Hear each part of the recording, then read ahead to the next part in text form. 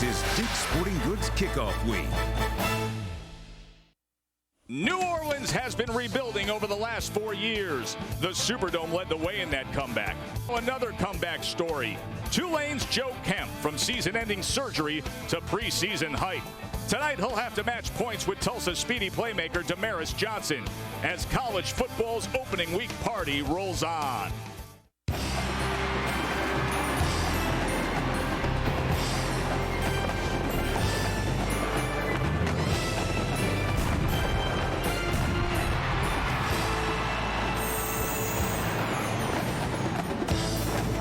Welcome to ESPN's College Football Primetime, presented by Dick's Sporting Goods, as part of Kickoff Week presented by Dick's Sporting Goods.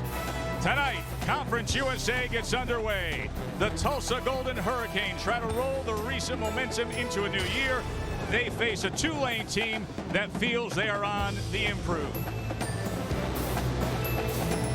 Hi, everybody. I'm Joe Tessitore. Welcome to College Football Primetime. If you watched the primetime games last night, you saw some offense that was sloppy and it was choppy. But tonight with Tulsa, we have the team that led the nation in scoring the last 2 years. Let me bring in my partner, Rod Gilmore.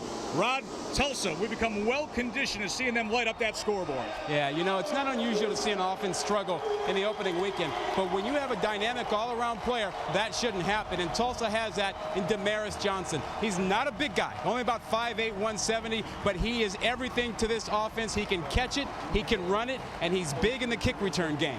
As for Tulane, hey, they're coming off a dismal 2-win season, but they got excuses, Rod. Yeah. 17 players had season-ending injuries. Now, they're healthy, they're happy, and their 2 star players are back. Well, you know, when we watched the tape of these teams, we saw 2 different Tulane teams. After the injuries, not really good. Before that, they could move the football with these 2 guys healthy. Jeremy Williams, outstanding receiver. He attacks the football in the air. And Andre Anderson in the backfield. He's a tough runner inside. They bring him out of the backfield. He can catch it big time. They help them an awful lot. Fans in New Orleans anxious for a good win. Tulane ready in the locker room, set to start off their year here at the Dome with single-minded focus. It has them saying, this is our moment. It's time to blow it up, time to lock and load, time to take the field, time to start the show. This is our moment, this is our time, and we ain't holding back, we're laying it all on the line. This is our destiny, it's our night to shine. This is our moment, this is our time.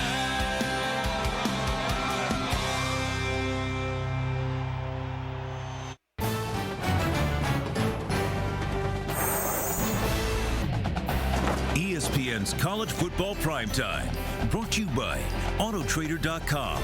Compare new and used cars in your area, plus review photos and features side by side to find the car you want at the price you want at Autotrader.com. And Chick-fil-A. We didn't invent the chicken, just the chicken sandwich. College football primetime in New Orleans, Tulsa and Tulane. The Golden Hurricane, they've been to a bowl in 5 of the last 6 years, and as for the Green Wave, well, just getting back to respectability would be a manageable goal. And moments ago, Coach Bob Toledo set the tone for what's expected to be a better season. Once you go out, I want you to play from snap to whistle. I want you to play as hard as you've ever played. You play till the end of the game. You give it every effort you got. And the one thing I always ask, you never give up. You never quit. You play your fannies off till the gun goes off. Guys, I'm looking forward to watching you play.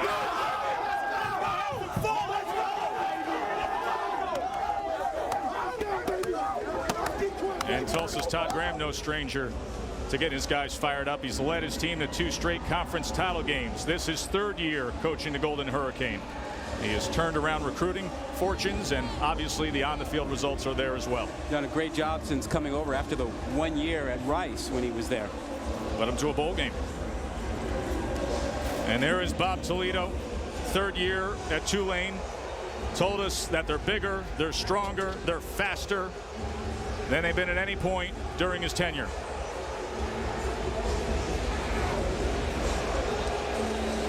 trying to get this program back. And this would be a great way to do it. Starting off Conference USA against the team that has impressed so many. Never any question about whether Bob Toledo knows how to coach. Everybody remembers what he did at UCLA. Great career there. Couple Pac-10 titles, 20-game win streak. Tulane won the toss. They will receive.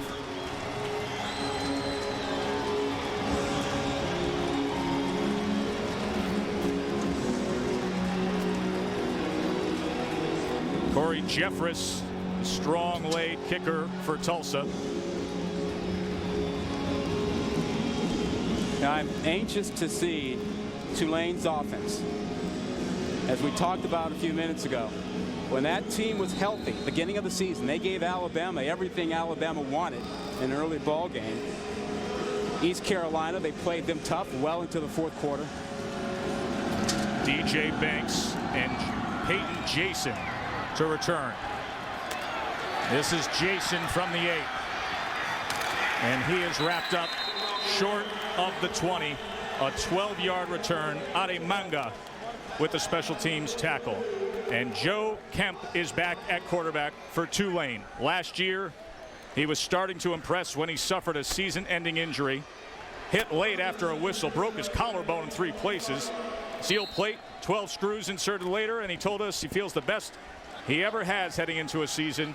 He is a fearless gunslinger type Rod, but he'll need to keep things in control just a bit tonight. Andre Anderson, a gain of about 3. Corey Doris with the tackle. The impact players for Tulane. Oh, it starts in the backfield, as we talked about a couple minutes ago. Andre Anderson, big-time running back for them, guy who almost led the NCAA had he stayed healthy all season long. Jeremy Williams on the outside, number 20, big-time receiver. And then up front, the third-year starter, Andrew Neerman, outstanding center. Impact players brought to you by Dick's Sporting Goods.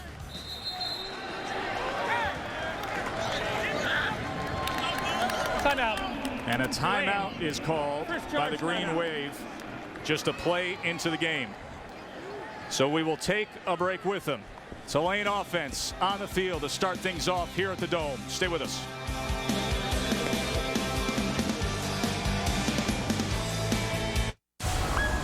College football in high definition is presented by Vizio. The trolley cars on St. Charles Ave in New Orleans, where the Tulane students can head to Gibson Hall. Beautiful campus here in the Deep South. We enjoyed that yesterday over there on the campus. It is spectacular. Beautiful. Wow. 2nd and 7 for the sophomore quarterback Joe Kemp. 3 receivers to the top. Casey Robottom to the near side. Anderson, once again, minimal yardage. Just back to the line of scrimmage. Mike Bryan with the tackle. Joe Tessitore and Rod Gilmore with you here in New Orleans. At the top of your screen, you see the starting offensive lineup for the Green Wave. You know, Kemp is quite a quarterback. He's a guy that the coaches tell you he's going to make the fans scream. He's going to make the coaches scream, but for different reasons. That's right. Yeah. Yep. He'll make some exciting plays, and then he'll make the coaches wonder, what are we doing? See what he comes up here with on 3rd and 8. Kemp, pressure up the middle, got away from it. Looking to set up, but he is taken down. And it is a 3 and out for Tulane. Tanner Antle with the sack. He had 4.5 a year ago and off to a good start here in 09. We'll talk about Tulsa, and everybody thinks offense, but they think this year that they're stepping it up defensively. A nice 3-0 to start for them. So the dangerous Damaris Johnson to return the Ross Thibodeau punt. Johnson fields it at the 41. Little shake and bake. And able to get out to midfield. 9-yard return. Peyton Jason, backup running back, was able to corral him. In the past 2 years, Tulsa has been blessed to have top-level consistent producers at the quarterback position. Now the great unknown, Rod. G.J. Kinney named the starting quarterback yesterday. Unknown, but folks in Texas know him. Great high school quarterback, went to Texas and transferred to Tulsa.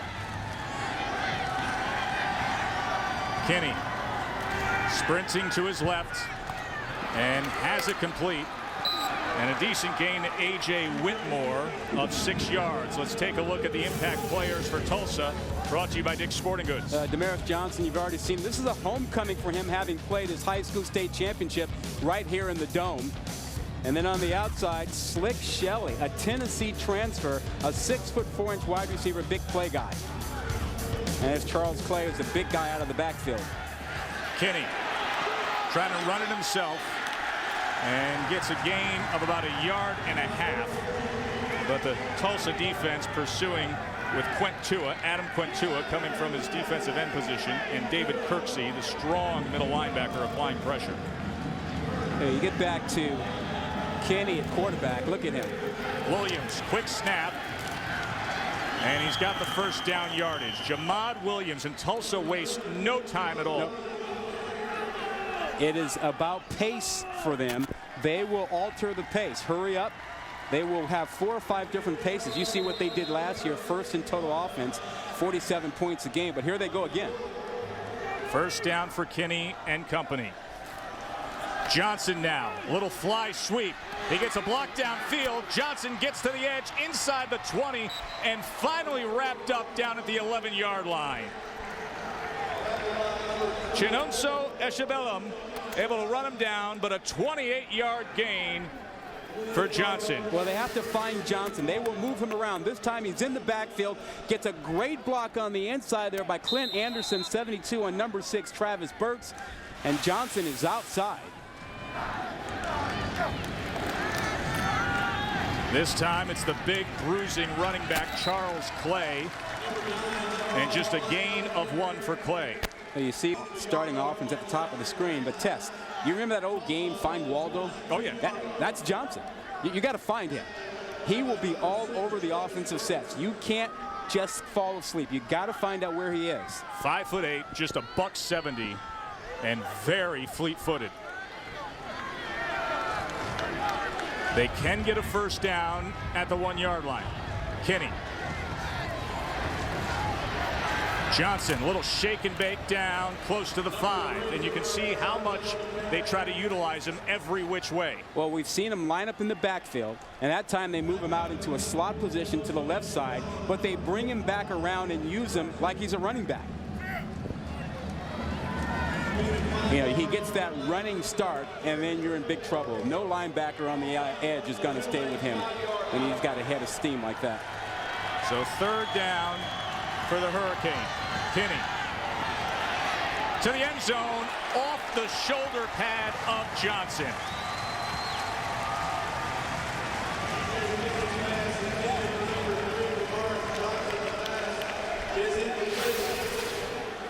Kinney rolls his right. Let's see Johnson settle in. Does he try to catch it with his hands? A little bit behind him. Kinney usually much more accurate than that. So Kevin Fitzpatrick to attempt the 22-yarder.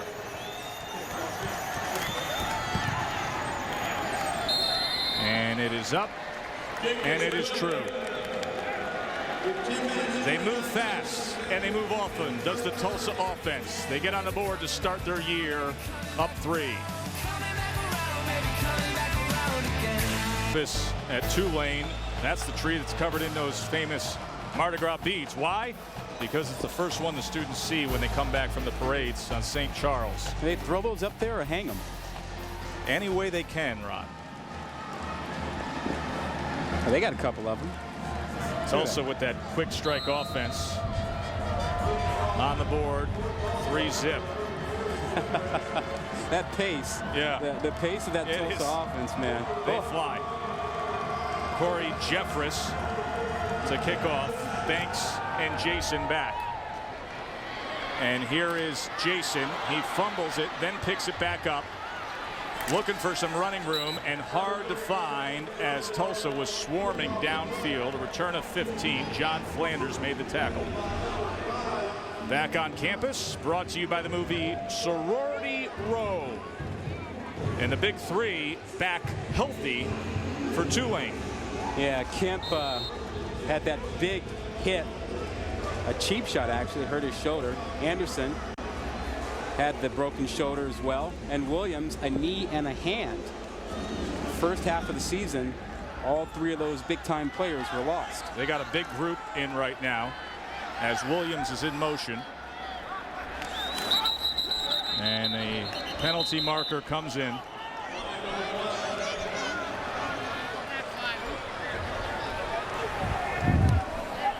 False start. Offense number 45.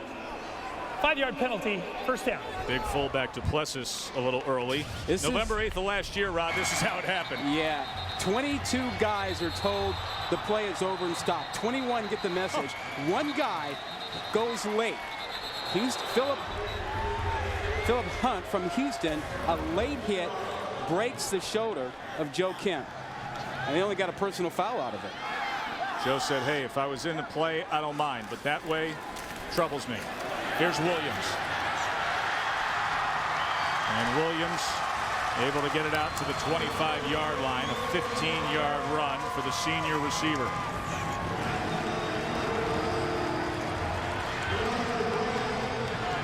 Well, he's the guy that we've talked about. Big-time receiver. You play him one-on-one, you better be prepared because he can go up in the air and snatch the ball. He attacks the football in the air.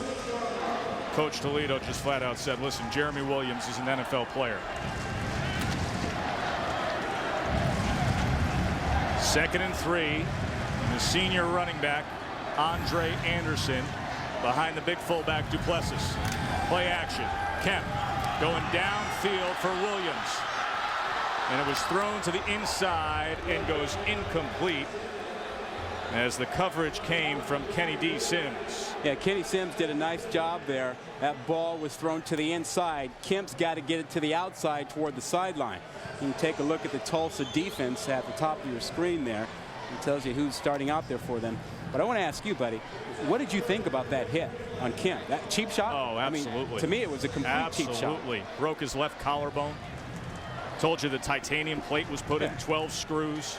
Well, and it deprived him of a season, half a season of starting and getting experience. He had to spend the year rehabilitating himself. Well, now they're spending time talking things over with him yet again. Second timeout taken by the Green Wave here in the first quarter.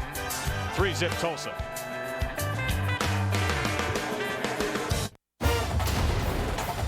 Famous victory bell, it doesn't have a clapper inside it. Doesn't make any noise. Really? So if they win, nobody can hear it. Oh, man. Well, you got to fix that. Got to get a clapper in there. Yeah. But perhaps they like it quiet. Coach Bob Toledo, he wants to hear this place loud. Just a 6-18 mark here at Tulane, year number 3 for Toledo. 3rd and 3 for Kemp. Plenty of time for Joe Kemp. Gets it complete for a first down out to the 36-yard line to Casey Robotham. Well, they do a nice job of moving the linebackers to create a throwing lane for Kemp. And Robotham settled in there well and caught it. Yeah. But they say this is a guy, it doesn't even matter. He's got the best hands any of them have ever seen. Offensive coordinator says in 30 years the best hands he's ever seen.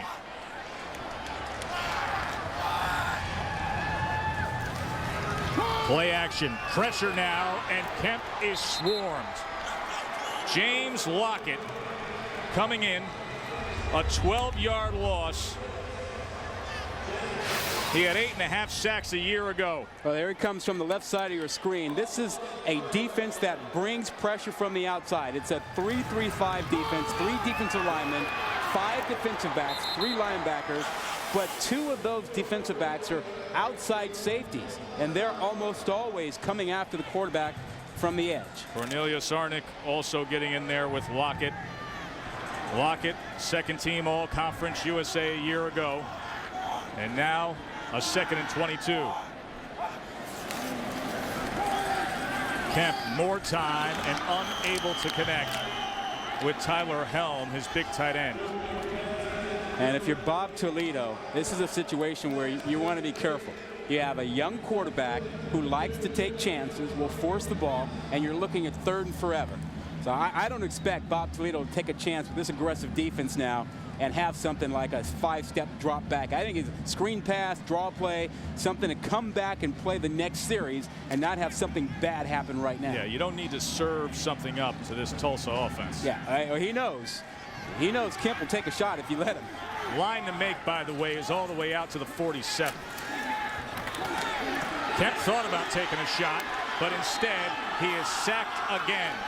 Untavius Scott, 3rd sack of the game for the Tulsa D.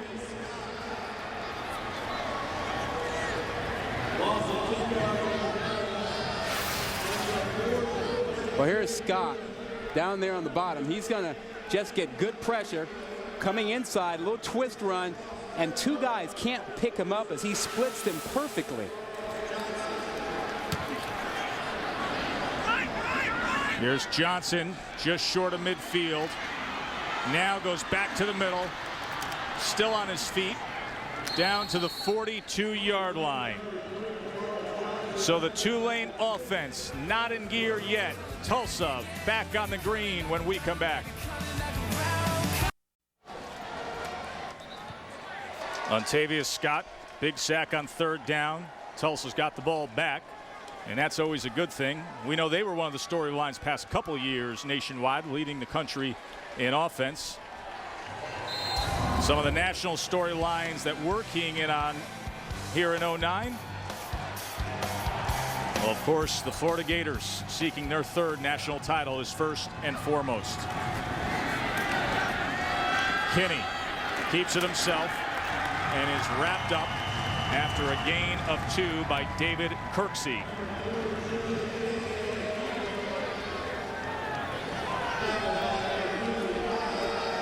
Kirksey had a great camp according to everybody at Tulane. Holds every record in the weight room. Yeah. And he's a very active middle linebacker. Very fat, flows to the ball. Kinney now flanked by Clay. He's got time over the middle, and he's got it complete inside the 20 to Trey Johnson, who started his career red hot as a freshman when he went over 1,000 yards and had 13 touchdowns, and now he feels he's back to that form, a 23-yard pickup. Well, look at Kenny read a book back there. He's got all day. No pressure at all. That's too much time. You got to get some pressure. Trey Johnson easily wide open. Williams now just short of the 15-yard line. Adam Quentua able to make the stop. Tulane only had 22 sacks last season. That was like 68th in the country. They've got to get some pressure. You can't let G.J. Kinney have all that time. Look at this play clock here. 25 seconds, and they're lined up ready to snap. 2nd down now for Kinney. Yeah, they're checking with the sideline now. A little slower tempo. They get lined up, and then they look over at times. Kinney keeps it himself, turns the corner, and into the end zone. The former prep All-American who transferred in from Texas scores his first touchdown for Tulsa. Well, that's their base play. That's the read option. He's reading the defensive end, and that was Logan Kelly coming down, who was blocked tremendously by Trent Dupe.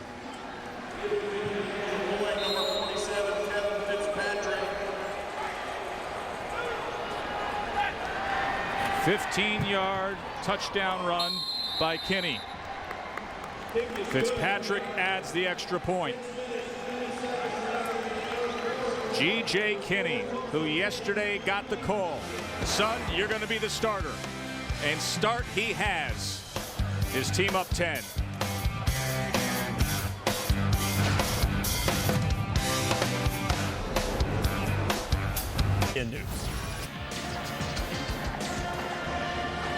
That's the big news in the past 24 hours of college football. Well, Garrett Blunt, boy, everybody on our crew, we stayed up late last night watching that game. And I think everybody across the country had the same reaction when that scene unfolded there on the blue turf in Boise. And now the news coming in that he is gone for the year. Corey Jeffress to kick off once again. Peyton Jason and DJ Banks back for Tulane. This is Banks from inside the 5. Banks wrapped up at the 18-yard line. Let's go back to the touchdown here. Watch your center here come out and make a great block. Watch the end that is going to be read there by Kenny, the quarterback. Sees the fake, watches the end. Center comes out with a nice little block, kind of a whiz there, but then a nice block down the field also by Johnson that made it easy for Kenny to get in. Stock block. Now, if you're a defensive back, get rid of the guy. Can't do it. Johnson just stands in his way. That's great play by the wide receiver, Damaris Johnson. Of course, you know me. I say, you know, take the wide receiver and drive him back into the play. Yes. Spoken like an old defensive back. So Kemp trying to get something going, and that ball intercepted. Bryan to the 5-yard line. Mike Bryan, the senior linebacker, tip ball, intercepted, and returned 17 yards. And what a story. Mike Bryan this year. His father, Rick Bryan, passed away this summer. Of course, Rick was an All-American at Oklahoma, played in the NFL. And Mike Bryan comes up big here for Tulsa.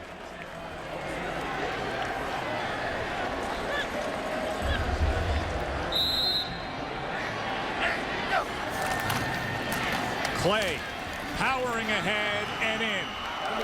Oh, my goodness. 230 pounds of Charles Clay pounding into the end zone. Wow. He carried 2 guys into the end zone. You're talking about a big guy who was heavily recruited by Miami, chose to come to Tulsa instead, and he's quite a specimen. Big defensive play by Mike Bryan, setting up Charles Clay. And Kevin Fitzpatrick is having himself a busy evening here. Back out again for an extra point. Well, Clay is the beneficiary of a takeaway by the Tulsa defense by Mike Bryan's pick. Clay finished that off, just carrying 2 guys into the end zone. Go back to the end zone. You see the pressure, and Kim's been under pressure all night long. Nice tip by Audric Ray, and Bryan is right there, picks it up. But that pressure up front was huge. Now go back to the touchdown run. Watch Clay, 230 pounds, 6'3". Watch him carry a couple guys in, just blasting through Kirksey. Wow. So, a few things have changed with Tulsa, huh? What did I say to you a little while ago? But we know about the Tulsa defense coming on. But what did I say about the Tulane offense during the break? What do we need? What do they need to do? Power running game. Too much pressure. Yep. And they've done nothing to stop the pressure. And they're a team that can line up in the I formation with their big 260-pound fullback, and they can pound you a little bit. And we haven't seen any of that out of Tulane. They got to get back to that a little bit, settle down. Banks. And DJ Banks gets to the 22.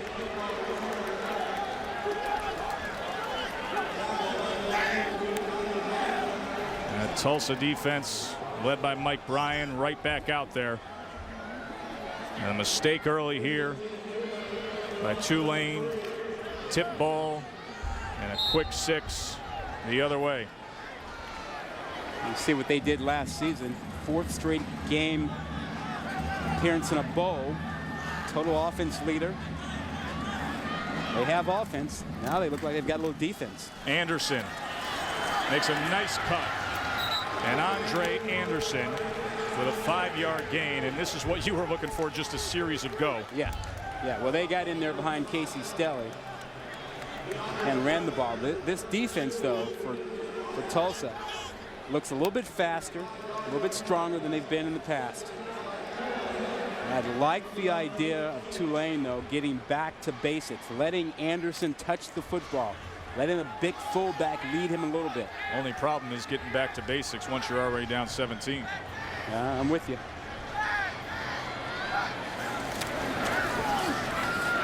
And you'll see this a little bit, the Pelican offense from Tulane. DJ Banks will come in, play a little quarterback. Yeah. He even plays as the holder. He'll line up everywhere but offensive line. Well, everybody's got a little Wildcat or Pelican or Wild Rebel, whatever you call it. Everybody seems to be picking that up now, and thanks, Renner. Of all the wild fill-in name of animal or mascot, I'm not sure the Pelican is really that feared. It's not intimidating. It's really not that intimidating now, is it? So Kemp now on first down. And good pursuit. 2 yards there. George Clinkscale and James Lockett meeting up. Lockett and Clinkscale, very active part of this Tulsa defense. They were inconsistent a year ago. 6 opponents scored over 30 points. In fact, they gave up 70 to Houston. Yeah. But they feel as though the athleticism and the type of player on that side of the ball has really progressed. 32's got to touch the ball more for Tulane. Andre Anderson gets the call here. And that'll bring up a 3rd and 5. Odrick Ray and Charles Davis in on the tackle for Tulsa. That's only the 4th rush for Anderson for 10 yards against this Tulsa defense. It's 3-3-5 stack defense. It's a pressure-oriented defense. They believe in always bringing at least 4 guys, and you have to figure out where the 4th guy is coming from. And once you figure that out, they'll bring the 5th guy. 3rd and 5 and a timeout for Tulsa. Timeout. Todd Graham. Tulsa. First charge. Talk things over. Timeout. Saturday night on ABC, top 10 matchup. The Chick-fil-A kickoff game presented by Southwest Airlines, part of Dick's Sporting Goods kickoff week. Alabama, Va Tech. Oh, it's going to be a good one. Saturday, 8 Eastern on ABC. It's a big opportunity for Virginia Tech and the ACC against a Bama team. You know what that roster looks like. Oh, they need it. They need it. The ACC needs to step up and win some of these non-conference games. You know, you and I talked a lot about that in this offseason. ACC, a lot of parity, but they need one team to step forward. They got to get Miami and Florida State back in the mix. Is what they need. They'll be playing Monday night up in Tallahassee.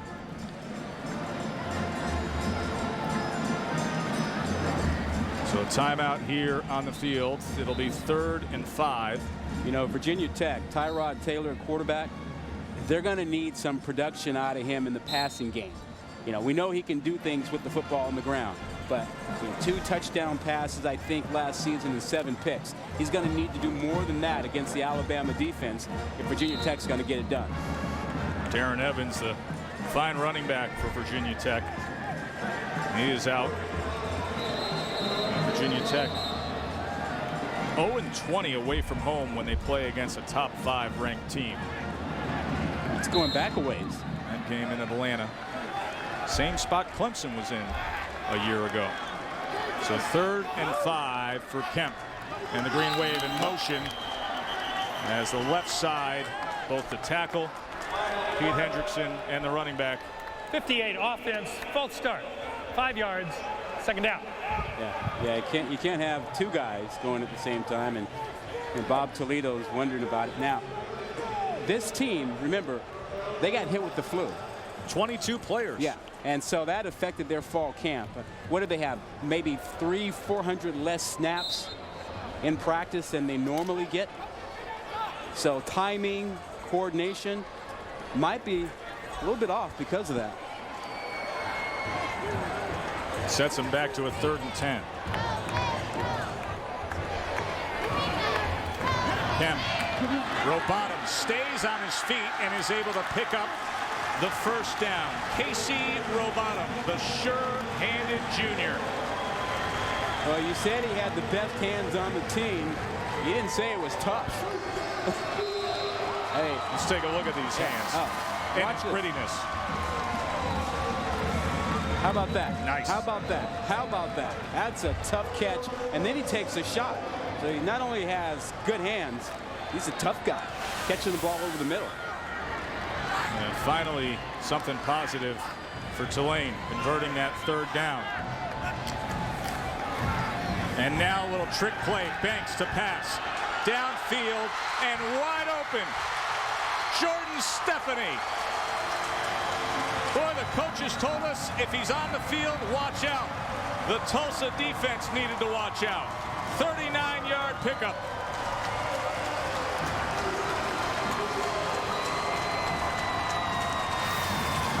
Now all you have to do is watch right here. He's going to come on out of the backfield and head down the sideline. There he is.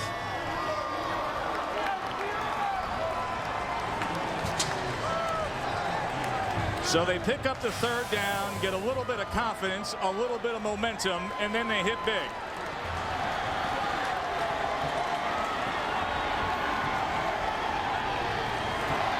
Williams now trying to get to that corner. Tiptoes inside the 10-yard line. Williams to the 9.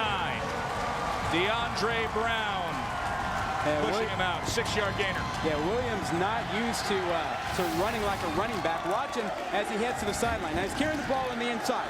Switch that ball to the right hand. Switch that ball and push off that defensive back. You got a chance.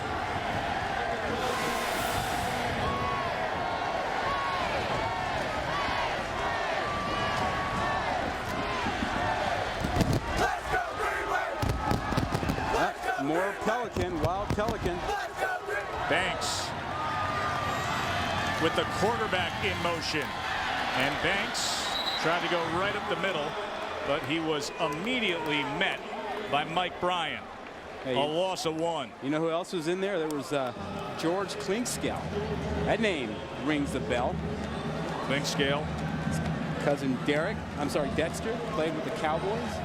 Klinkscale himself very familiar for the Tulsa fans. He's had 21 career starts. Part of this defense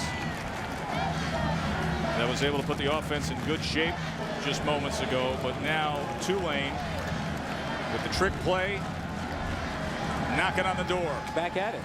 3rd and 7. Banks again as Kemp is split out to the near side. He's going to run it, looking for a block. Being chased to the outside, fumbles the ball, and it goes out of bounds. Mike Bryan with the forced fumble. A 3-yard loss. Yeah, well, it looked like he had a hole there for a minute. And instead of cutting it back inside, he'll head to the outside. Looks like he had something right there, but he has forced back outside by Tanner Anto. And that changed the play there.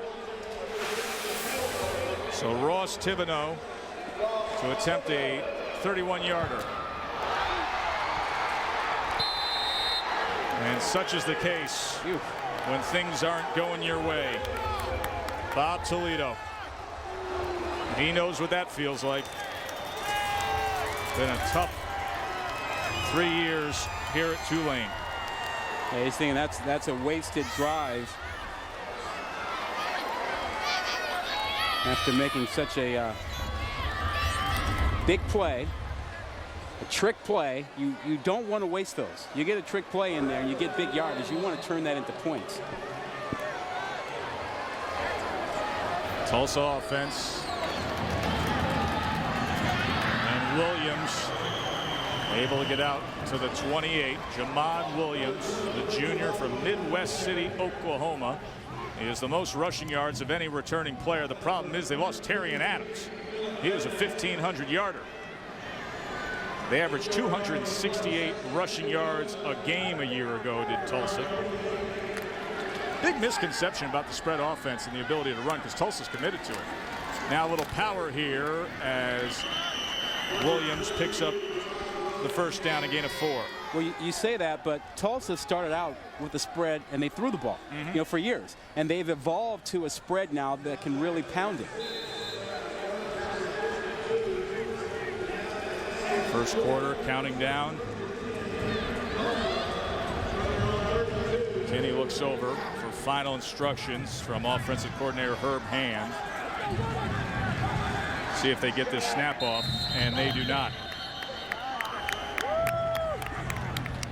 So G.J. Kinney in his first start. A 15-yard touchdown run, another touchdown run, up 17 zip is Tulsa. This is our destiny. It's our night to shine. This is our moment. This is our time.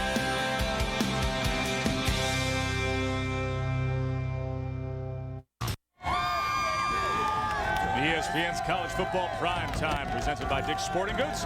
Part of Kickoff Week, presented by Dick's Sporting Goods. Joe Tessitore alongside Rod Gilmore here in the Superdome. Coach Todd Grand, Tulsa, up 17-0 on Bob Toledo's green wave. And good pressure coming off the edge from Logan Kelly. Strained his knee just a few weeks ago in a softball game, Rod. Come on. And forced his way back into action, back into camp, inspired to get things going the right way for this defense. He does a nice job of keeping the back Williams away from his legs so he can get the, watch him get rid of the blocker. That's great. But softball, are you kidding me? Yeah, he was playing against the administrators, actually, at the university. You're making that up. Second base, it'll get you every time turning that base. 2nd and 17 now. Kinney keeps it on the ground himself, able to spin for extra yardage. Remember, he had that 15-yard touchdown run earlier. A gain of 10 here. Can you imagine how much grief Logan Kelly has been taking in the locker room for tearing up his knee playing softball? Yes, but I mean, you're out there against like the chancellor and the. Dude, you play football, right? Oh yeah, got hurt playing softball. G.J. Kinney. This is his time to shine. After David Johnson, Paul Smith. The beat goes on for the Tulsa quarterbacks. Now a 3rd and 6. Quick throw, and it was low and incomplete. He was trying to get it to Damaris Johnson. You talk about Kinney. Just think about this. Colt McCoy ran a couple of pretty good quarterbacks out of the Texas program. We're going to see one of them on Sunday. Yeah. Jevin Sneed and number 8 Ole Miss. And this guy here. I mean, they both were at Texas and with Colt McCoy, and they looked around and said, you know something? I'm not going to play here. For the first time today, Michael Such on to punt. DJ Banks back for the green wave. Takes a Tulsa bounce.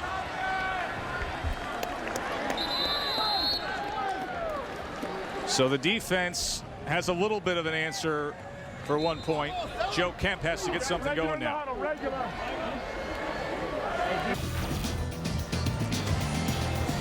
Been a good week at the U.S. Open, RD. Hey, how about Venus the other day playing doubles and she hits her sister right in the back? I know. Serena, square in the back. And apparently it hurt her, too. Well, how would you like to be hit by Venus Williams right in the back? 130 mile an hour serve or something? Not quite Andy Roddick, but she brings it.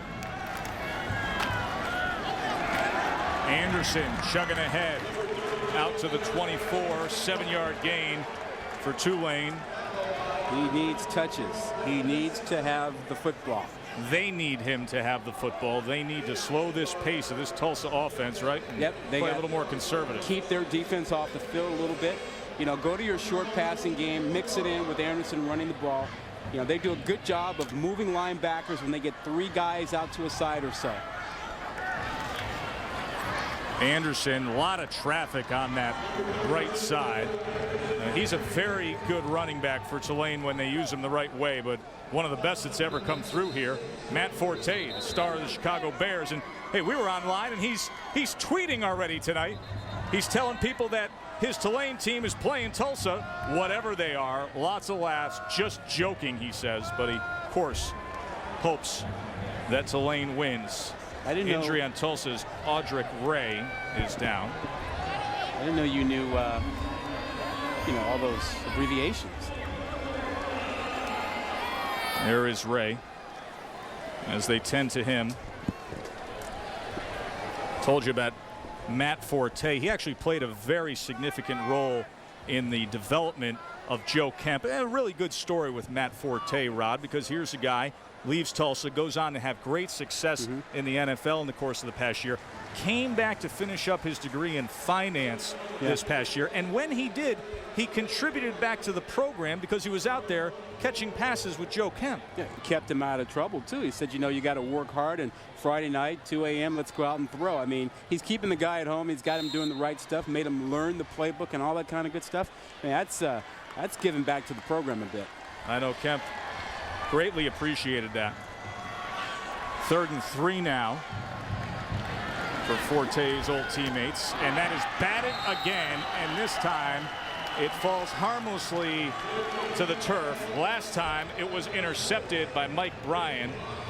James Lockett slapped it away. He's been very active so far. You have to cut that guy so you can throw over him, and you see Anderson trying, but he didn't get into him quickly enough to get him down. Here is Damaris Johnson. Penalty marker is down. He is wrapped up right away.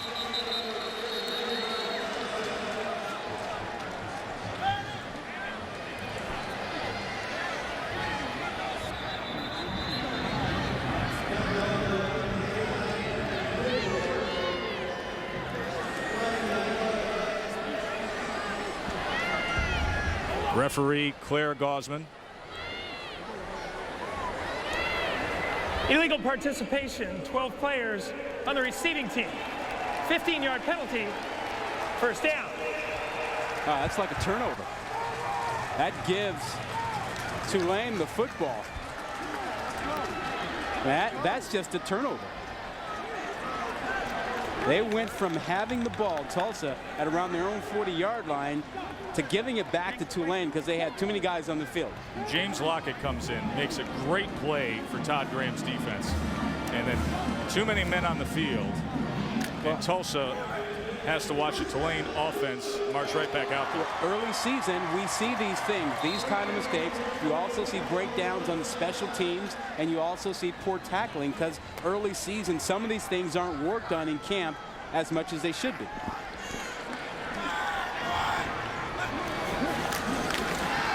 Here's Anderson jumping over a defender and getting it out to the 41-yard line. Tanner Ansel was able to get to him. So the Conference USA opening game here on this kickoff week. Joe Tessitore and Rod Gilmore with you here in New Orleans. As Tulsa's G.J. Kinney in his first start for Todd Graham had a touchdown run. Charles Clay had another. And Tulsa up 17-zip on Bob Toledo's team. Here's Williams looking for the edge. Gets a block and is out to the 44, where it'll bring up a 3rd down and about 5. James Lockett with another tackle. At strong safety, he comes up and plays the line very well. Lockett does a great job on that edge. He maintains, contains, fights off a block, and turns everything back inside. You can't play it any better than that. That's just a great play.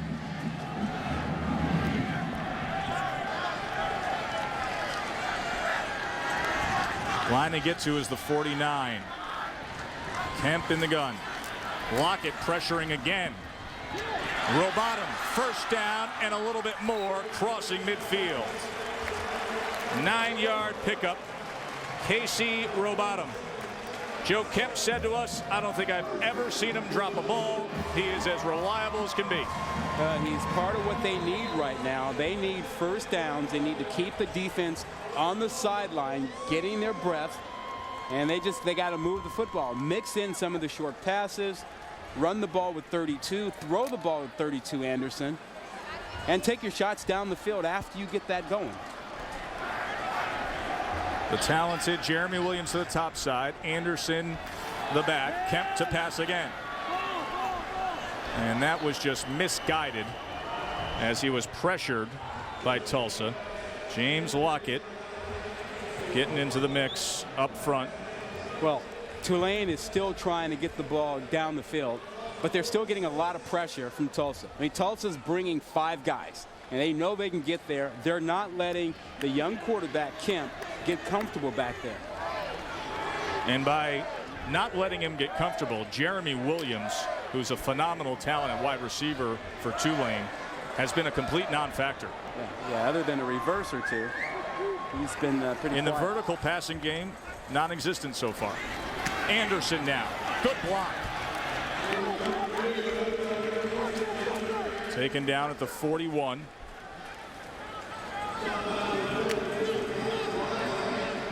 First career start for Joe Kemp. Just 3 of 8. That interception on the tip ball that Mike Bryan hauled in. A big third down.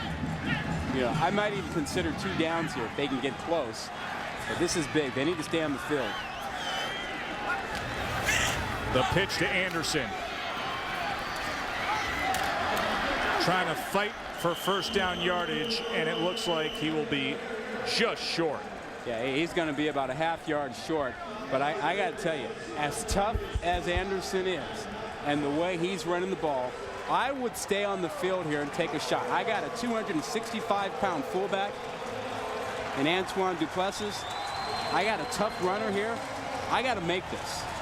Duplessis comes in, as does Casey Stelly, the other fullback, and Andre Anderson back in the eye. So a 4th and 1. Anderson. First down. Yeah. Now you see, that's as much for the defense as it is for the offense. That is to keep the defense on the sideline and to give them some hope that their offense can do something. Much needed. They had problems with that last season. There was a bit of a division between the offense and the defense on this team. It was remarkable how everybody we talked to in preparing for this game brought that up. Yeah. From coaches to players, coordinators, the divide between offense and defense was so harmful on this Tulane team a year ago. They had all those injuries, and the offense couldn't score, and the defense said, look, we're out there doing our best, and you guys can't help us. Another first down run, and this time Anderson is tripped up right away by James Lockett. What a first half the senior from Texas is having for Tulsa. He blew up that play. He just blew that play up. 2 and 10 a year ago, Rod. They lost 17 players to season-ending injuries, but look at that bottom line. The defense allowed 40 points or more in 6 of the last 8 games, and they were bickering with the offense. The locker room was divided. They've cleaned that up this year, but it's important for this team now to have some success on offense so that doesn't happen again this season. Williams in motion. They pick up the blitz.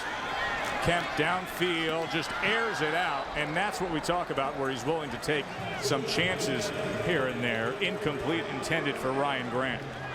Yeah, but I do like the fact that they're moving him now. They're trying to find ways to protect him. They move him out of the pocket that time to buy him a little bit of time. Now maybe this time you move him the other way. See the pressure. So he's running to his left, trying to throw. Now that's a little tough. Joe Montana can do that stuff, but not many other quarterbacks do that very well. This is a different Joe. Yeah. This is Joe Kemp. Yeah, they say I grew up watching Joe Montana run to his left and throw it perfectly, run to his right. 3rd and 12 now for the first-time starter. Pressure again. And that ball was nearly intercepted.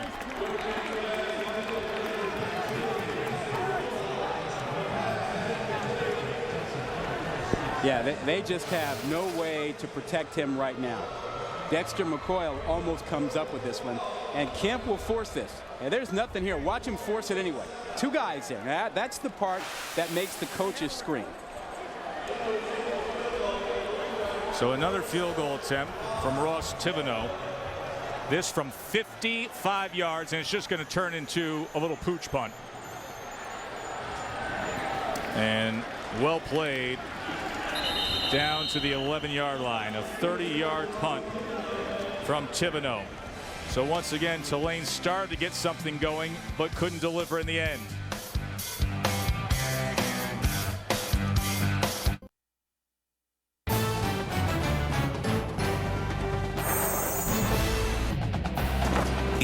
ESPN's College Football Primetime.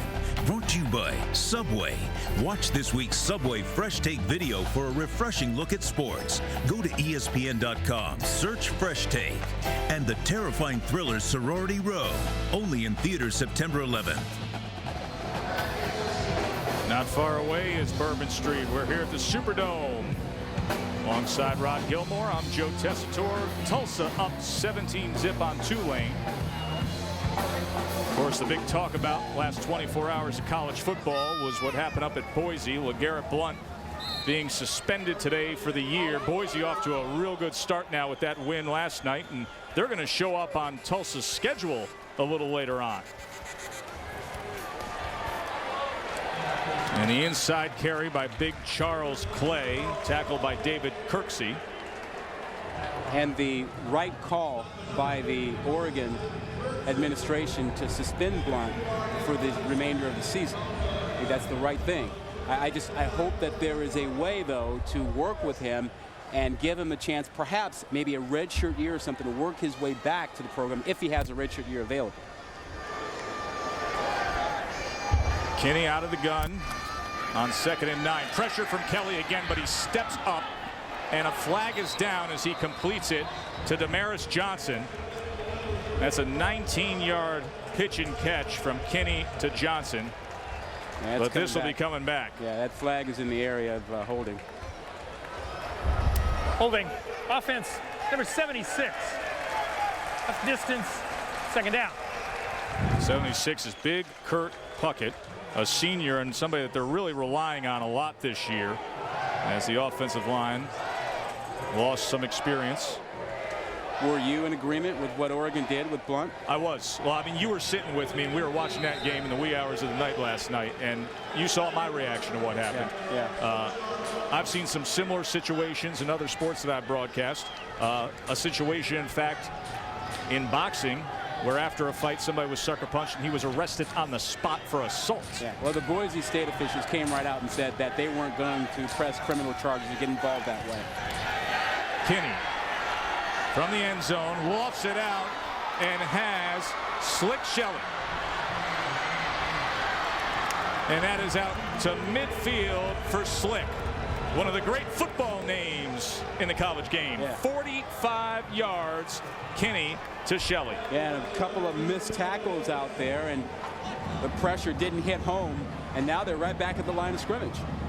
Right back at it, a 45-yard gain, and they're ready to play. Clay. Good, hard running. Did he lose the ball? He reached back, but maintained possession. You know, Tess, part of this rushing to the line of scrimmage, it has an impact on the defense. It does take you away from doing what you want, but also it doesn't allow you necessarily to change plays. You can't change your defensive coverage. You have to stay in whatever you have called. Rod, how about the fact the defensive line was just pressuring a quarterback in the end zone? A play later, they're playing run defense at midfield. Yep, after a 50-yard sprint. Swing it out to Shelley. And Slick, not so slick that time as he comes up just short of the first down. Couldn't get away from Philip Davis. Gain of 3. Defensive guys are used to huddling up, or at least looking to each other, getting their call and getting squared away and regrouping. They don't get a chance to do that with this pace. Now they're trying to figure out on the fly here, what's our coverage? What's our rush lanes? What are we doing here?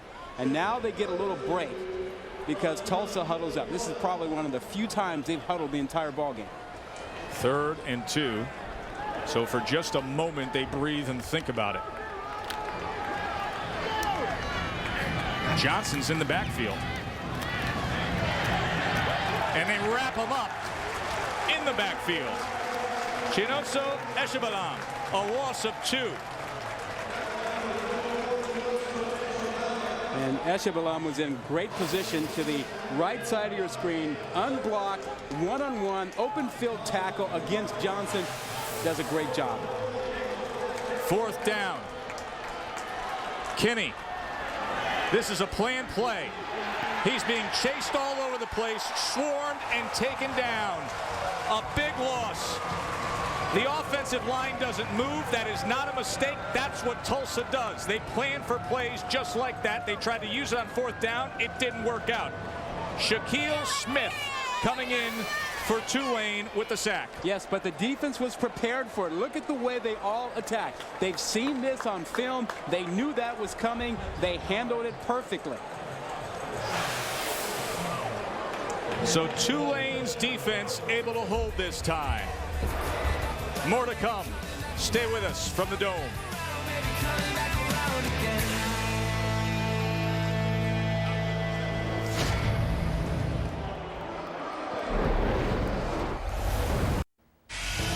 I'm Reese Davis. Coming up on the Olive Garden halftime report, LeGarrette Blount suspended for the rest of the season at Oregon. We'll see what Mark and Lou think about the decision. Also, the showdown in Atlanta tomorrow, Alabama and Virginia Tech. We'll check in with Chris Fowler and the guys for that. And the U.S. Open is rolling, so too are Venus and Serena. Rafael Nadal playing. We'll get you up to date. See you in just a little bit, Joe Tess and Rod. All right, RD. You know RD's drooling over this weekend. Oh, he's got a full slate of college football, some great games. This is his time of the year. I think he's in Tallahassee Monday. That's going to be a good one. Tulane's best starting field position of the game. Kemp tried to get it out to the big fullback, Antoine Duplessis, but it goes incomplete. Saturday night on ESPN, it's Dick's Sporting Goods Cowboys Classic. The Heisman Trophy winner, Sam Bradford, Oklahoma, in the brand new Cowboys Stadium, hosting Max Hall and BYU. Dick's Sporting Goods Cowboys Classic, part of Dick's Sporting Goods Kickoff Week, Saturday night, 7 Eastern on ESPN, and Jermaine Gresham is out. Yeah. The big target for OU. I also think it's big for the Mountain West to play well in a game like this. They don't have to win, they got to play well. Kemp. Here's Williams, and Williams is taken down at the 37 by Kenny D. Sims, gain of 5. All the talk out of the Mountain West Conference in the offseason about BCS Conference getting in there. Let us in. Now they got a chance with BYU to go and represent at Oklahoma. I like Max Hall at quarterback. That offensive line, though, is pretty inexperienced and could be vulnerable there with Oklahoma. Now, Oklahoma up front defensively is something. Oklahoma's got some question marks across the front of their offensive line themselves. Yeah, but they do have Sam Bradford back there. They do. They have that guy. He's pretty good. 3rd and 5 now for Tulane. Can't pressure again. Oh. And wide open. What a beautiful job just floating it out to Andre Anderson. 25 yards. Yeah, Anderson's the guy who's got to touch it, but this is an example of guys knowing each other, working together over the summit. This ball's out to the flat. Now watch him wait on him. He sees what's happening there, and he leads him down the field away from the corner that is coming up there. DeAndre Brown was the guy coming up. He gets away from him, and look, more pressure from Ray, number 90, but Kemp is able to stand in there and deliver. Robottom and Williams split, and now Robottom in motion. 2 tight ends, Anderson the lone back. He gets the call. And he is wrapped up initially by Mike Bryan. 2-yard loss. Mike Bryan shot in the gap behind the lineman, did a great job, and what a night he's having. He's got a pick, he forced a fumble, and 5 tackles. And that tackle for a loss. Coming up on the 2.5 mark here in the first half. And it's a 2nd and 11. There is James Lockett. He is a player on this Tulsa defense. See if he can rise to the occasion here. Kemp out of the gun. Williams with the ball now. And Williams unable to make anything of it as Charles Davis came up from that free safety position, and another loss of 1. Yeah, but Lockett made the play. And number 6 was out there in Robottom, number 19, and he handled him. He strung that play out. I mean, Lockett is just doing everything. And he didn't make that tackle, but that tackle doesn't happen without what he did on that play. He won't get any credit for it. It won't go as a tackle. He's got 4 of those. He's got a tackle for loss. He's got 2 pressures, but he won't get credit except from us for that one. So 3rd and 12. They can get a first down at the 1-yard line. Williams in motion. Kemp. And once again, nothing doing as Ryan Grant cannot find any space. James Lockett coming up and wrapping up. But you know, they just need to get points.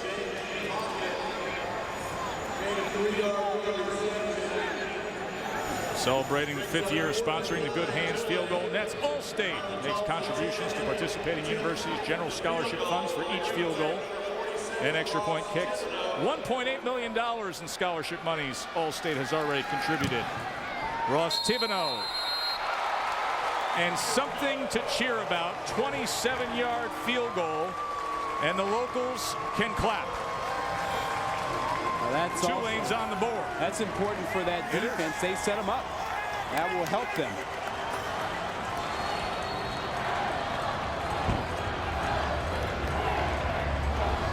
So Bob Toledo sees his offense finally show something for its work. Sunday on ESPN, NASCAR Sprint Cup Series at Atlanta, presented by Pennzoil. Coverage begins with NASCAR Countdown, presented by Degree V12 at 7 Eastern. Sunday during the day, we're going to be watching one of the best quarterbacks in the land, Rod, heading up to Memphis to see number 8 Ole Miss. And Jevin Sneed take on Memphis. We'll have the call Sunday at 3:30 Eastern. Well, we, like so many others, want to see, is Ole Miss legit? I mean, should they be the number 8 team in the country? Was there any team in the offseason that got more hype as the it team than Ole Miss? Oh, no, they're the hot team. No question about it. And folks are saying Florida and Ole Miss, and a lot of that is because Ole Miss beat Florida last season. Here's Johnson. Damaris Johnson. He is a flyer. Spin move. And Johnson all the way to the 45. Big weekend in the SEC West if you want to just take a look and see what these teams are about. Well, figure it out for yourself. You can see when you look at that West, forget about the East. Everybody says it's Florida. But who's going to win the West? Alabama, LSU, or Ole Miss? You can take your own view this weekend and see who you like best out of those 3 teams. LSU. That's a long road game for the Tigers. They don't do road games much in the Northwest. Playing Washington, Locker back at quarterback. Coach Graham. G.J. Kenny getting his first start. And he is taken down as he tried to scoot forward, but Justin Adams came in and wrapped him up. You notice that the Tulane defense has stepped it up since they got a little bit of a rest. Now you go back to that 3rd down after the big play. You know, they had 3rd and 2. Tulsa huddled up. And what happened? You get a stop out of Tulane. They caught their breath. And then the 4th down, they come up with the play. They make that happen. And it's not just catching your breath. It's also giving the defensive staff a chance to call defenses that will work instead of being hurried up by the Tulsa offense. Yeah, they could breathe for once. Yeah. I mean, when you watch Tulsa play, the rate at which they will move along, it gets your attention quickly. And running up and down that field as a defense, it'll burn you out. Speeds up everything, your whole thought process and the way you do things and trying to get everybody on the same page. And if you're not comfortable, it'll take you out of your rhythm. And we saw that most of this ball game. Well, you've been preaching that Tulane needs to slow things down, get that offense out there with long, sustained drives. And Bob Toledo has seen that a little more here in the 2nd quarter. They got on the board with a field goal. And now Kinney with the pitch to Clay. And Clay grabs a seam and just absolutely steamrolls Alex Wacha. 15-yard run by 230-pound Charles Clay. Now, Wacha was not afraid to stick his nose in there at 185 pounds.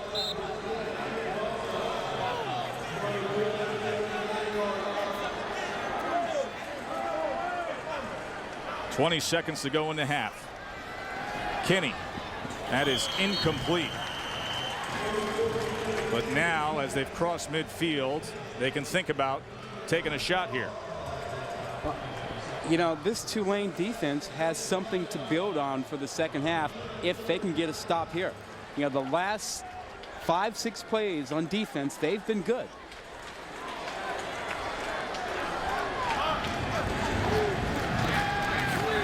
Kinney being pressured, able to escape, and able to get Clay. Clay inside the 20 as the clock continues to mark down, and now they stop it. 23 yards on the pickup to Clay. Really good quarterbacks can make a play after the play breaks down. And Kinney should have been trapped. Pressure coming in. He steps away from it. Watch the delayed blitz. That's 21 Charles Harris. He gets away from him and makes the play. And that's what really good quarterbacks can do. Doesn't hurt when you have a guy like Clay who can make a great catch with his hands like that. Kinney 5 of 8 for 99 yards, getting his moment. Remember, it was only yesterday that they decided Kinney would be the starter. Of course, trying to replace the star quarterback, David Johnson, who's a grad assistant on the team now. Back in 07, it was Paul Smith. They had dynamic numbers in this offense, and Kinney is looking fairly composed here. Transferred from Texas. Here are the 3 quarterbacks, Rod, and they all have distinct characteristics and traits. Yeah, you know, Kinney seems to be the complete guy who's accurate. Bauer seems to be almost the tight end, the guy who played a lot last year. And Beaver is the hot shot freshman, the athletic guy who can do a little bit of everything. Kevin Fitzpatrick from 33 yards.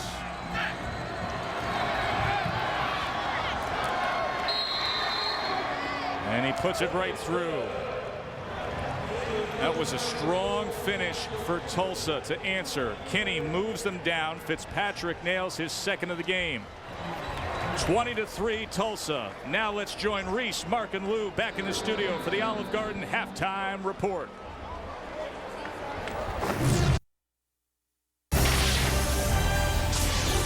This is Dick's Sporting Goods Kickoff Week.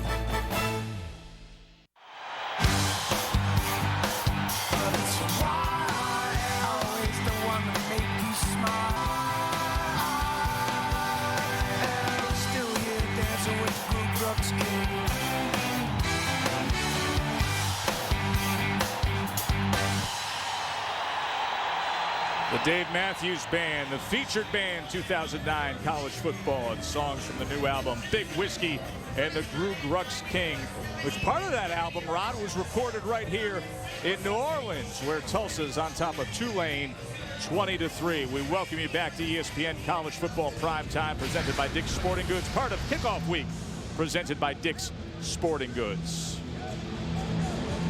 Tulsa's going to get the ball to start this second half here. Head coach Todd Graham naming G.J. Kinney the starting quarterback just yesterday.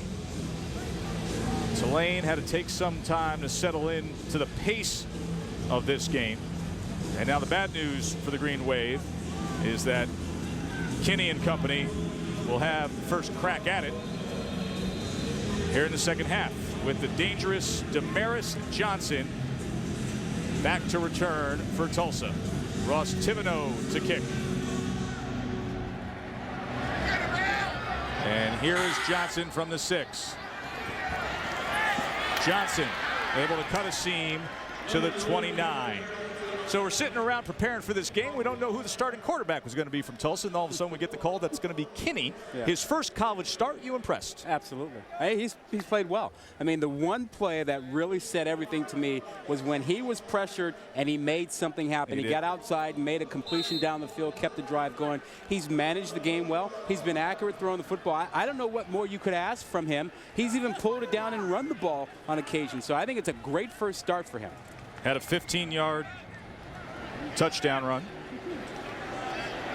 Also had that final drive set up the Kevin Fitzpatrick field goal before the half. But they're going to talk things over before they even get the second half started here. And that's the look of a coach who uses a timeout before the first play of the second half. Yeah, not crazy about that. You know, you figure you have something raring to go and you're ready to get started. And Kinney really got it done in the first half. You figure you don't need a timeout here. Take a look at him in the first half. You know, drop back, find your way outside, break containment, and make a play down the field. That's a quarterback who's making something happen. Now, on the other side, defense, it was James Lockett all over the field in the first half, particularly in the backfield, just harassing Joe Kemp the entire first half. Joe Kemp, the quarterback for Tulane, also making his first college start. And Lockett has made it a troubling one. Here are the first half stats. You know, Tulane, for a bit there, was moving the ball. They had a couple long drives, but not able to produce points on the board. A lot of sacks, too, hurting that rushing average. So here's Kinney after the timeout and out of the gun. 3 receivers, the Johnsons to the near side, Slick Shelley up top. Kinney, there's those fleet feet we talked about. Look at him busting free. Kinney crosses the 40, still on his feet, all the way down to the 26-yard line. A 45-yard run for G.J. Kinney. Yeah, he's feeling it right now. Right now, he's getting confident, feeling it like it was back in high school when he threw for over 11,000 yards and ran the read option. Breaks out here again, making the play when there's nothing there. Makes a couple of guys miss. Charles Harris, Travis Burks. And now we'll reverse. Whitmore, who will play a little wildcat. No gain on the play.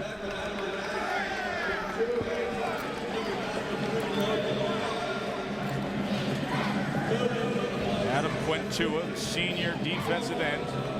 He's a guy that the coaches say is buying into what they're doing now with the new defensive coordinator, Stan Stanner. 2nd and 10 for Tulsa. Slick Shelley tries to get by the first defender. Just a gain of 3 as Eshabellum made the play. Second time Eshabellum's made a nice open field tackle. So take a look at the Golden Hurricane offense last season. Play selection 48 a game. Today 22 on the ground. Throwing it a lot. Kinney's very accurate back there. He's really put the ball on the money when he's had the opportunity to throw it. 3rd and 7. Line to make is the 15. Johnson. A flag comes in. Johnson spread out. Philip Davis came in on coverage, and a penalty marker flies in. Yeah, Johnson got inside of him. Pass interference. Defense, number 13. 15-yard penalty. Automatic first down. Yeah, watch Johnson make a move and get inside, and Davis will just tackle him. Now, he can't let him in there, but he does. Double move to get inside. What a great route. Set him up, broke off of his hip as soon as he started to turn. Watch right now. As he starts to turn, he gets inside of him, and now really a nice job. Great route. Poor tackle. So a 1st and goal for the Golden Hurricane offense.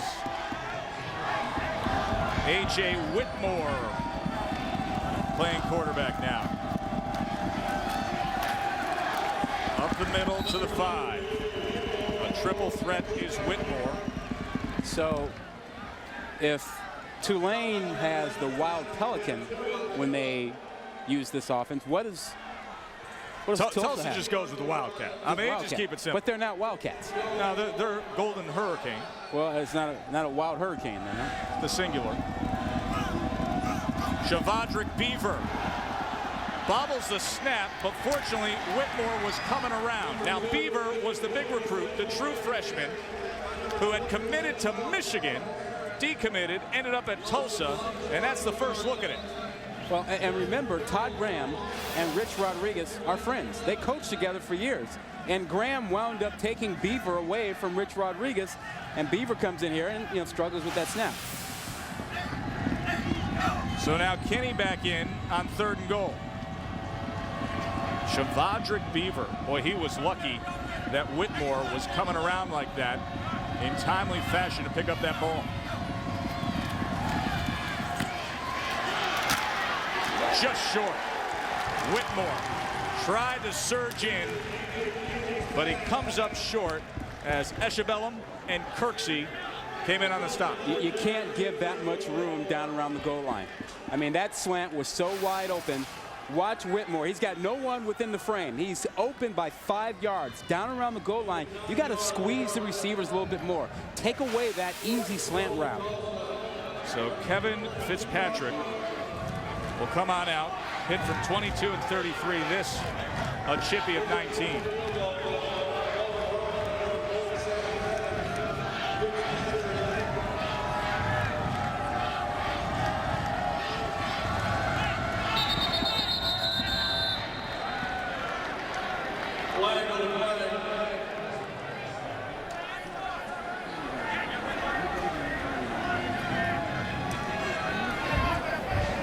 Delay of game.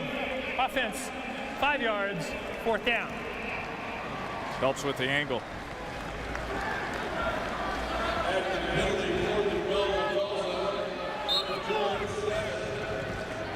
So Fitzpatrick now from 24.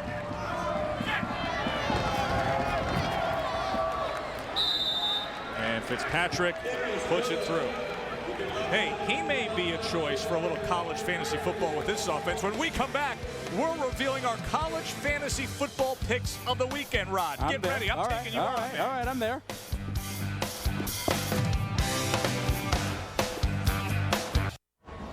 (23-3), Tulsa on top of Tulane. Joe Tessitore alongside Rod Gilmer. I've been waiting for this moment. You know, on our Friday night primetime show, we like to preview the Saturday action of college football. And one of the ways we're going to do that this year is to play a little college fantasy football. You talked me into it. This is going to be highly competitive stuff. So we're going to pick a quarterback, a running back, a receiver. Yep. They have to be from different conferences, so we spread the wealth of college football. Yep. And we're going to keep track the whole year. And we can only pick a guy once. That's it. You use Bradford, you're not using him again. Exactly. Can't pick him every week. You got to go around all 120 teams here.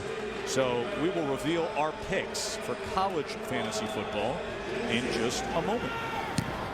Corey Jeffress.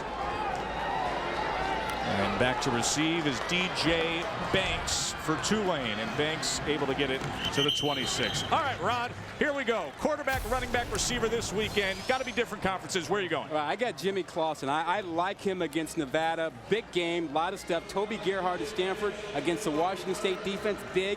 And then Aurelius Ben against Missouri's defense. I think Juice Williams gets a lot of balls thrown to him. I know guys on the crew were saying, what is he doing with Joe Webb? No, Trust me on this. Joe Webb, Conference USA quarterback from UAB against Rice tomorrow. He will run the ball like mad. He will pass the ball. A record-setting quarterback in Conference USA. I'm coming out of the gate with Joe Webb. Yeah. I don't know about the Joe McKnight pick at USC. Well, I think the freshman quarterback's going to need a running back to lean on, my man. They got 4 of them. Here's Jason, the young running back who Tulane is very high on. Pickup of just 1. So that's my question about the USC pick. So McKnight is a starter. Right. But they got some other guys. Oh, yeah, I mean, they're loaded. I mean, they're absolutely loaded. I see a game against San Jose State as Tyler Rice is slow to get up here for Tulane, where I think USC is going to be up. I think McKnight's going to be getting the ball. They're going to be relying on him. And I think with the young quarterback in Barkley, they're going to lean on the running game and utilizing him coming out of the backfield even more than normal. I don't know about it. I see Gable Johnson asking for the football, which is why I like my running back pick over yours. But other than that, I think we're pretty even. We'll see. Oh, yes, we will. Of course, you can go to ESPN.com if you want to play a little fantasy college football. That's becoming the new thing now. Yeah. Fantasy college football. They got the rankings out. Not just the NFL. 2nd and 8 now. As Peyton Jason gets some time as the lone back. Kemp gets it out to Williams, and Williams busts free. Here goes Jeremy Williams. Tracked down inside the 10-yard line by John Destin, but finally the senior receiver breaks loose. 67 yards.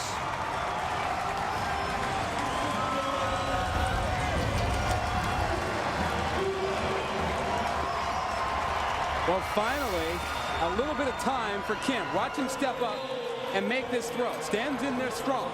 And now a couple of missed tackles. Sims and Davis were missed tackles here.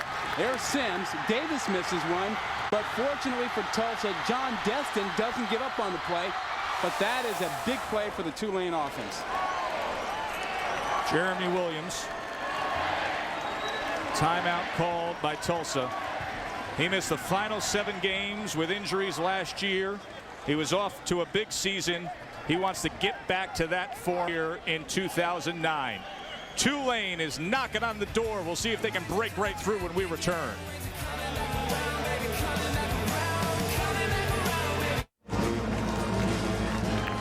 A year ago, Tulsa head coach Todd Graham had an easy go of it against Tulane, 56-7, on their way to winning Conference USA's West Division.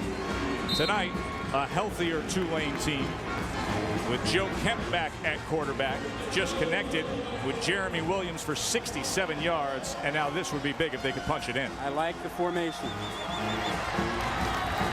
Anderson, big block in front, but unable to cross the line. A gain of 3. Tanner Antle got in the mix there for Tulsa defensively. Fine outside linebacker. Line up and do it again. They came in with their big fullbacks. They went with Stelly at 260, and they also added Duplessis at 265 and put Anderson behind him. Yeah. Line them up, do it again. You got 2 yards out and keep pounding here. 500 pounds of fullback, leading the way for Andre Anderson. 2 tight ends in. Anderson, the lone back again. Here he comes. Oh, and very good penetration by Mike Bryant.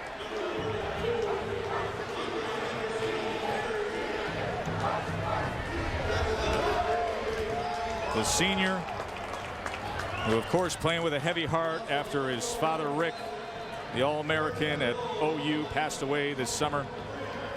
And Mike Bryant, 9 tackles tonight.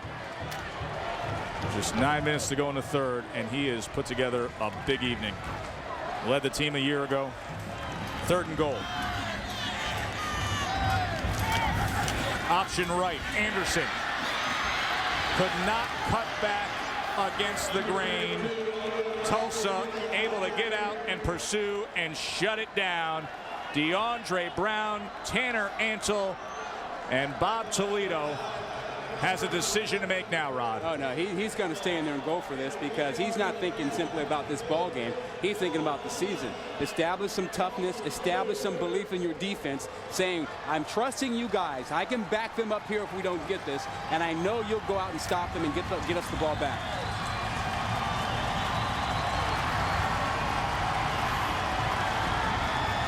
Fourth and goal. Tulsa stops him cold. DeAndre Brown. I'll tell you what, Tulsa up front just stoned them. Their defensive line did a great job, and then DeAndre Brown was free to come up and make a play. He is a hybrid safety type, plays physical all over the field, and he did there with the goal line D. Tulane could not get in. More to come from Nollins.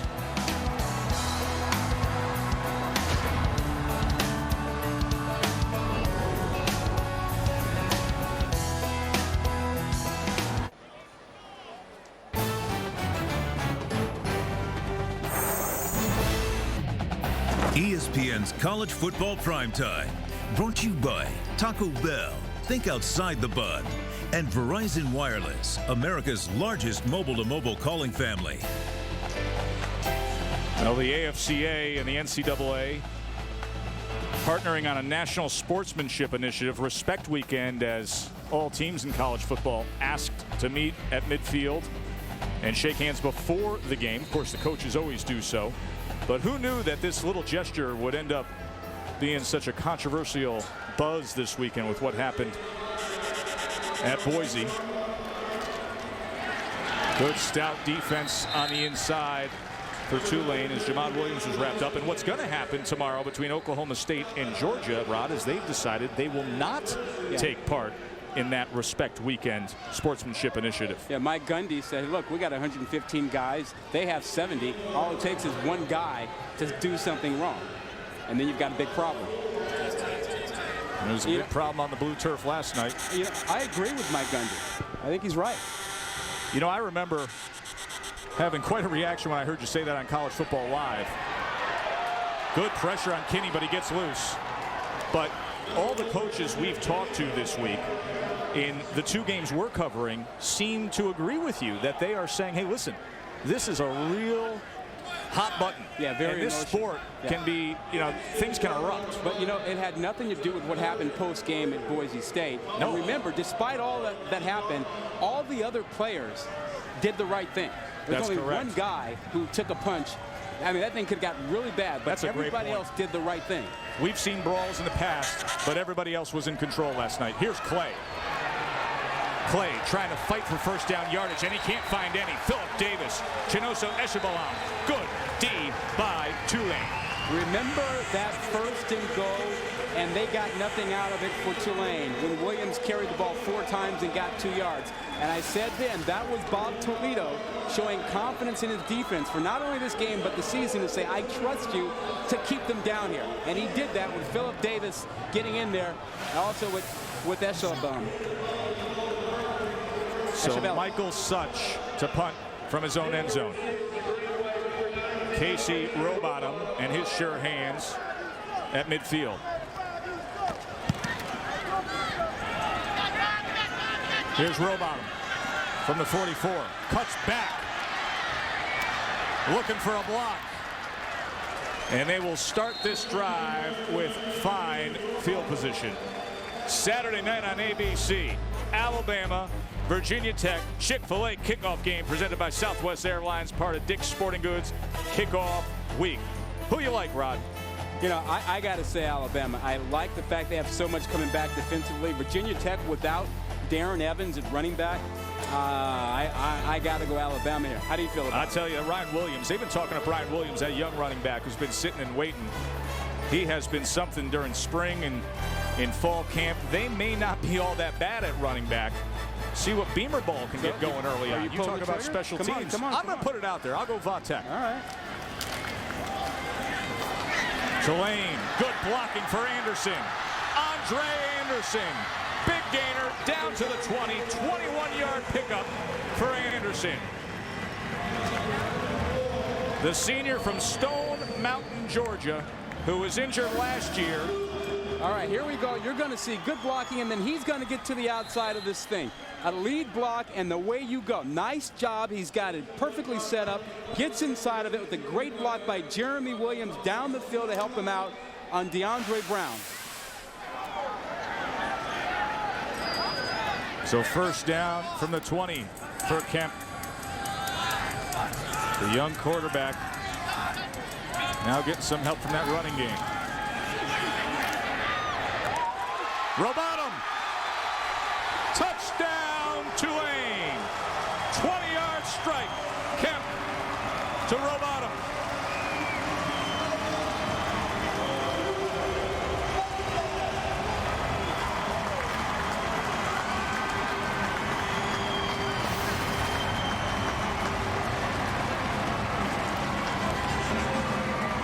And the ball does cross the goal line. Rowbottom with a great catch, great presence of mind to get the ball across the cone inside the field of play.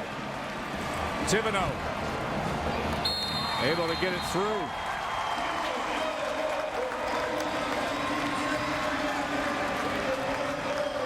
Got ourselves a ball game all of a sudden.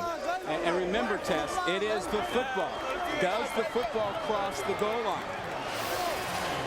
And Casey Rowbottom gets the ball across. You watch and make sure his feet are not out of bounds. No, he's in the air, and he has the ball going across the goal line and inside the cone. Good call by the official right there on the money seeing this. What an effort. Yeah, tremendous presence of mind. Is that something? That's pretty. Stretching out. We told you that Joe Kemp says, I don't think I've ever seen him drop a ball. When I asked him yesterday who's the most underrated player on the team, he didn't even hesitate. Well, he said number 19. Yeah, but think about this sequence that we just saw for Tulane. Offense doesn't get it done. Trust your defense. They keep them down there. You get a short field, and then the offense makes a big play. That is great for Tulane as a team. Something they didn't have last season, the two sides working together.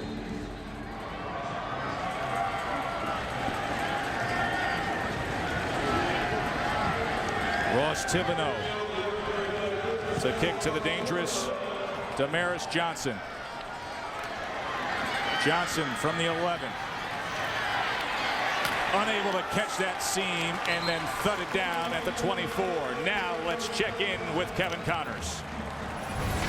All right, Joe, here's what's going on over on ESPN2. Rafael Nadal roared out of the gates on Nicholas Kiefer in second-round play at the U.S. Open. He took the first set 6-love in just 24 minutes, but the German is up a break in the second set at 4-2. That's action going on over on ESPN2. For now, back to Joe and Rod in New Orleans. Rafa back from his injury earlier this summer, and now Tulane back with their stars who were last year, trying to make a game of it against the high-powered Tulsa team. Kinney over the middle and overthrows Charles Clay. I think Kinney was a little bit confused there. The defense showed him a look of two safeties back playing deep, and then at the last minute they switched up to one safety back, and he threw it almost exactly where that one safety was sitting in a 3-deep coverage.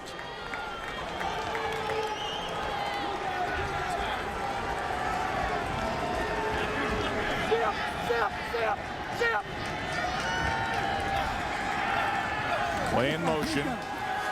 Kinney pressured. Kelly can't wrap him up. And Kinney able to get it out to the 30-yard line, a pickup of 6. He is pretty good with shaking loose, isn't he? He's got a little bit of what the other two have. He's got a little bit of Shavajik Beaver, a little bit of Jacob Bauer mixed together here. Oh, he's got pocket presence. He feels the pressure. He feels where the opening is, and that's something that you really can't teach. Guys have to play enough to feel that, and obviously he threw the ball enough in high school to get a feel for that. 3rd and 4 for the Golden Hurricane. Pressure again. Gets loose again, but can he get the yard to make? Yes, he does, and more. G.J. Kinney. His first college start, and a 16-yard gainer on the ground. Yeah, that's pocket presence, and that's saving your offense. Everything broke down around him, but he found a way to make a play. Williams now will give him a breather by working it over midfield to the 49. Shaq Smith bringing down Jamad Williams. And here's that pace that Tulsa can really create issues with against Tulane's defense. Well, they see the defense. Now they change the play to call in from the sideline.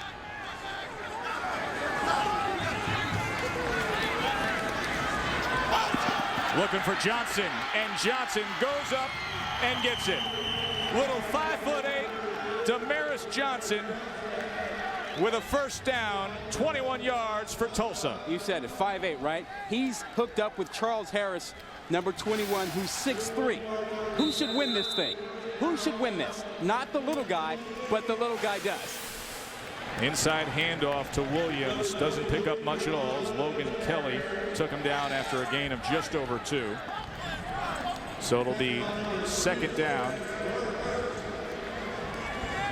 and 8.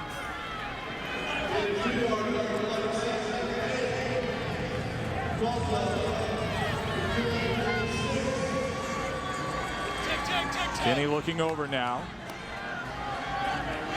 Offensive coordinator Herb Hand, promoted just this past year.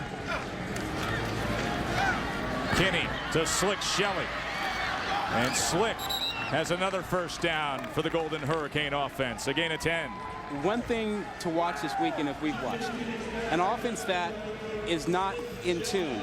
If you have a couple of guys who can make plays, it can make a sloppy offense look good. Kinney's done that, and Damaris Johnson's done it for this team.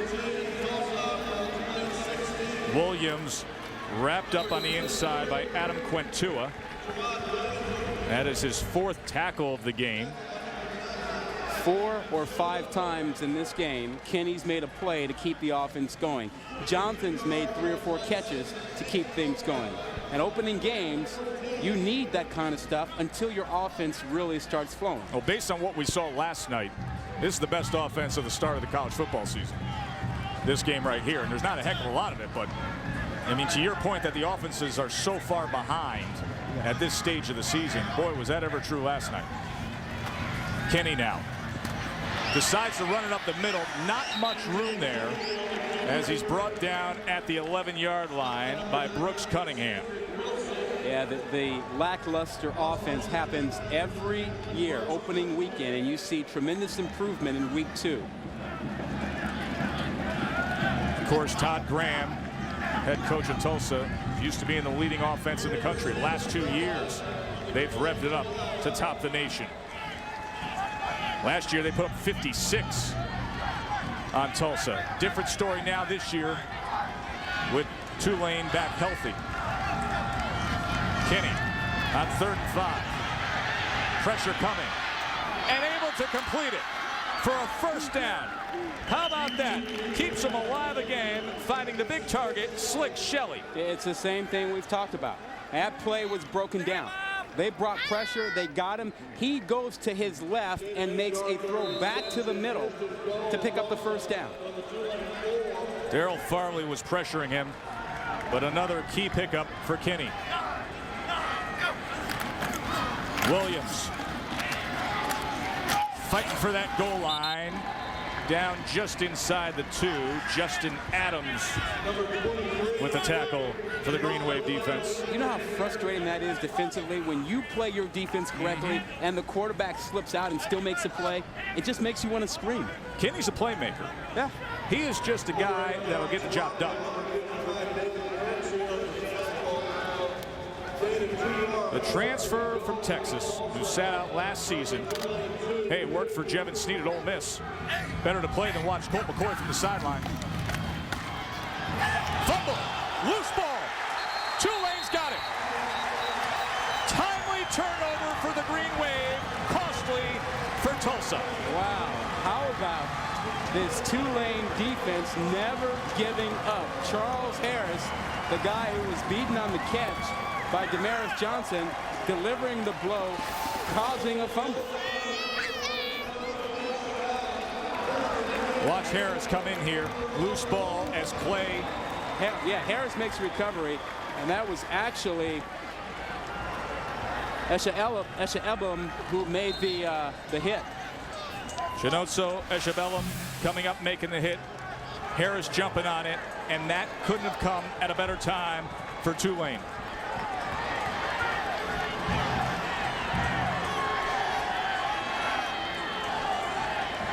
And here they go with Banks, that Pelican offense as they term it. DJ Banks taken down by Corey Doris, and an injured player here for Tulsa. Because he ain't running up a double slant. Yeah, that's good. Good job. That's the way to fight. Congratulations to Harris being given out on the sideline as he got after that loose ball in the end zone. Tulsa was moving, picking up and converting key 3rd downs, bringing it right down, looking like they were going to knock it right in. Tyler Helm. But it wasn't that Tulane wasn't playing good defense. It was that Kenny was making plays after the play broke down, after the defense was good. He slipped out of pass rush and he got away and he made a great throw and all that kind of stuff. Yet Tulane continued to play hard and caused the turnover to prevent the score. So Helm walks off. 2nd and 6 now. Kemp under center. Kemp goes downfield, and he's got Jeremy Williams.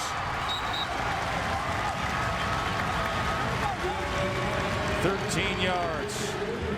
Kemp to Williams. Williams getting single coverage on the outside and just running a comeback route where he goes about 18, 20 yards down and then works his way back a few yards towards the quarterback, and a good throw to the outside.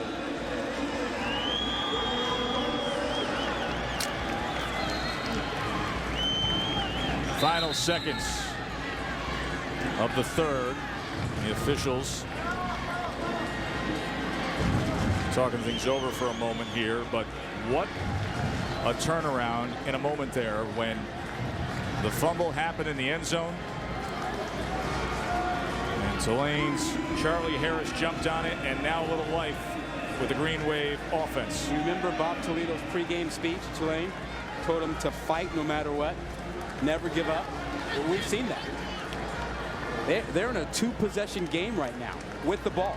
Remember, this is a team that just a year ago was 2-10, and in this game against Tulsa, they lost 56-7. But now back healthy and ready and primed with a new attitude.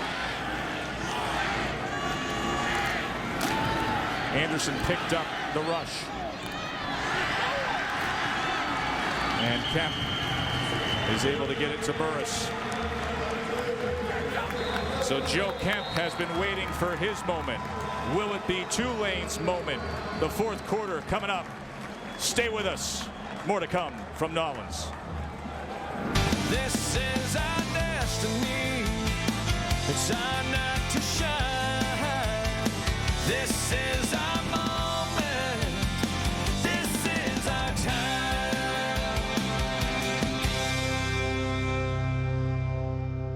In the game, now back to Joe and Ron. Look forward to that, Kevin. Right now, we're looking forward to a fourth quarter with Joe Kemp making his first start at quarterback in college. Offensive coordinator Dan Dodd said he'll make plays that'll make fans stand up and scream, and some that'll make the coaches stand up and scream. And right now, he could get the fans on their feet if they can deliver on this drive. Here's Anderson. Nothing doing there at all. Tulsa was ready for it. That's a loss of 3. Mike Bryan once again getting up in the mix with a stop, his 10th tackle of the night. Yeah, he hasn't been blocked tonight. See Corey Davis flying in, by the way? Yeah, Corey Doris is quick, and now he's late. Yeah, they really don't need an extra 260-pound Superfly Snuka on a group of people. He's lucky he didn't get flagged for that. Yeah, redshirt freshman for Tulsa. Appreciate the enthusiasm, but so it sets up a 3rd and 7 now for the sophomore from North Richland Hills, Texas, the gunslinger Joe Kemp. Let's see what he comes up with. 3rd and 7.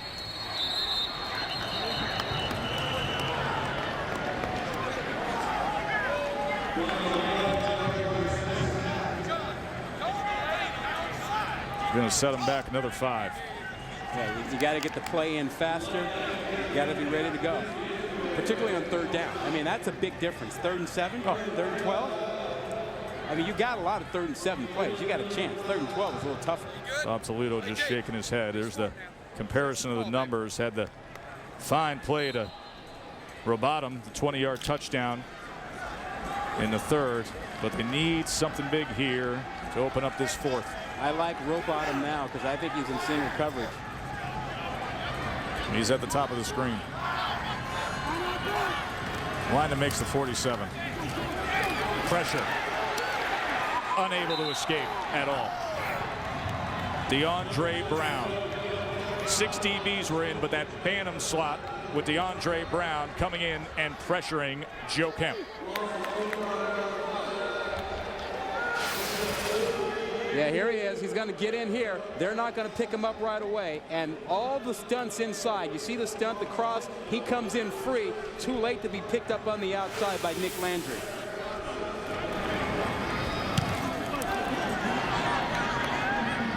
Johnson from his 34. Damaris Johnson.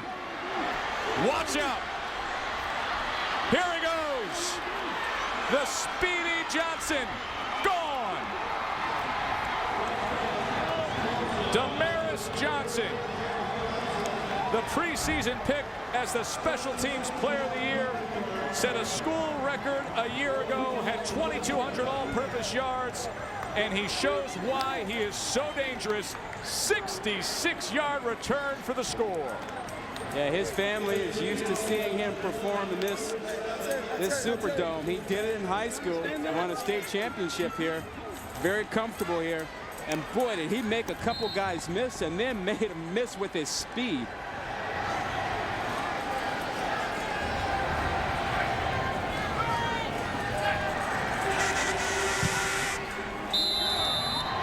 Extra point from Fitzpatrick is up and good. Damaris Johnson, 5'8", $170, just a sophomore. 2 years ago, he was the MVP in the Louisiana title game in high school right here. Looking to be the MVP here tonight in college.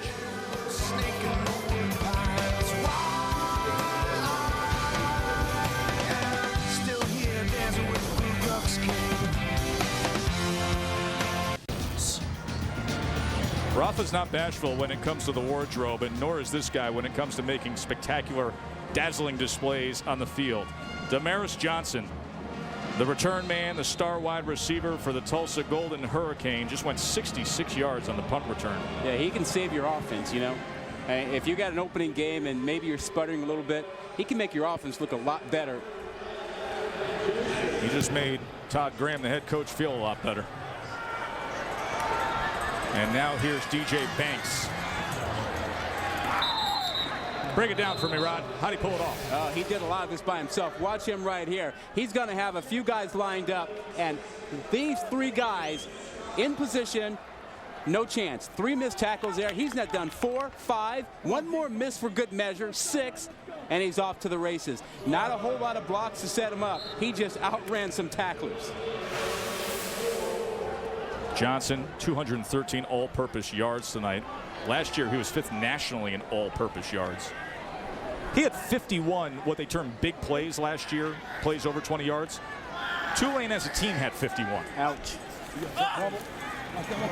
So now Kemp in a hole, and he gets it complete to his very reliable target, Casey Rowbottom, who had a sensational touchdown in this second half, stretching out to close the gap to 23-10. Now a 20-point game here in the 4th.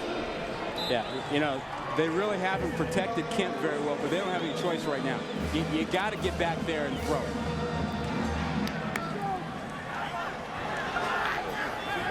Opportunity for the young man to grow up here a little bit. Going to be chucking the leather. Kemp, little pump fake, airs it out for Williams. Williams hauls it in. Jeremy Williams, who Bob Toledo says he's going to be cashing an NFL paycheck. Another big gainer for Williams. That one goes for 52. Had a 67-yarder earlier. A great pump fake. The pump fake sets this up. Watch him fake it here. That will draw in the corner. That allows Williams to get behind him. Safety's late coming over, and he drops it in there perfectly. The pump fake set it up perfectly, and Davis comes over a little bit late, the free safety. Big play, Tulane. Rowbottom in motion.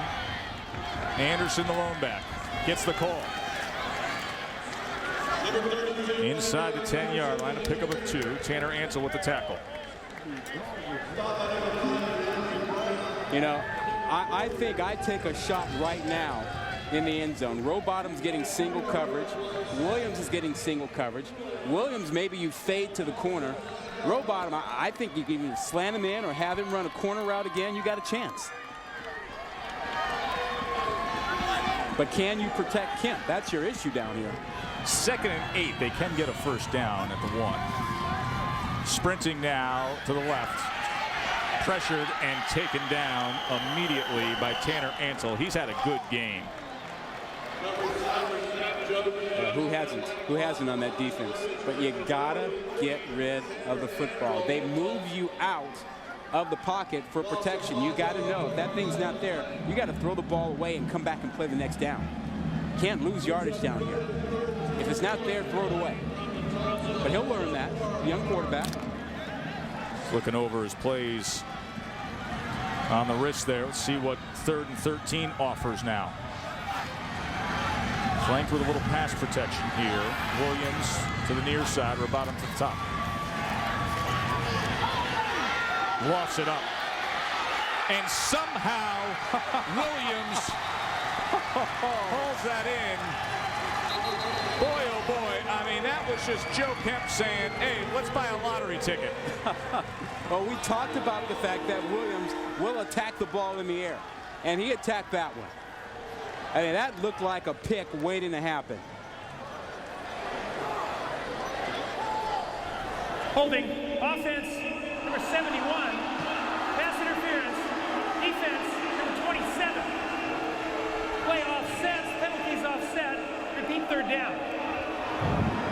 So they're going to repeat third down, but what an effort by Jeremy Williams, just going up the ladder and coming down with this. Yeah, this is tremendous. Look at this. He's grabbed and held down, but he still gets up and pulls it down. Now, that's a great play. Good call on the pass interference. Was the hole legit? Yep, right there on the left side, 71, right there. Big tackle. Just tackles his man. Takes Antler down. Tanner Antler. Tanner is the son of Rick, who was an all-conference defensive lineman at Oklahoma State. Jeremy Williams, a very attractive target. See if he goes back to him here. Whistle's going to stop play as a timeout. Timeout. Tulsa. Last Taken by charge, Tulsa. timeout. Well, they got a chance here. Does Tulane.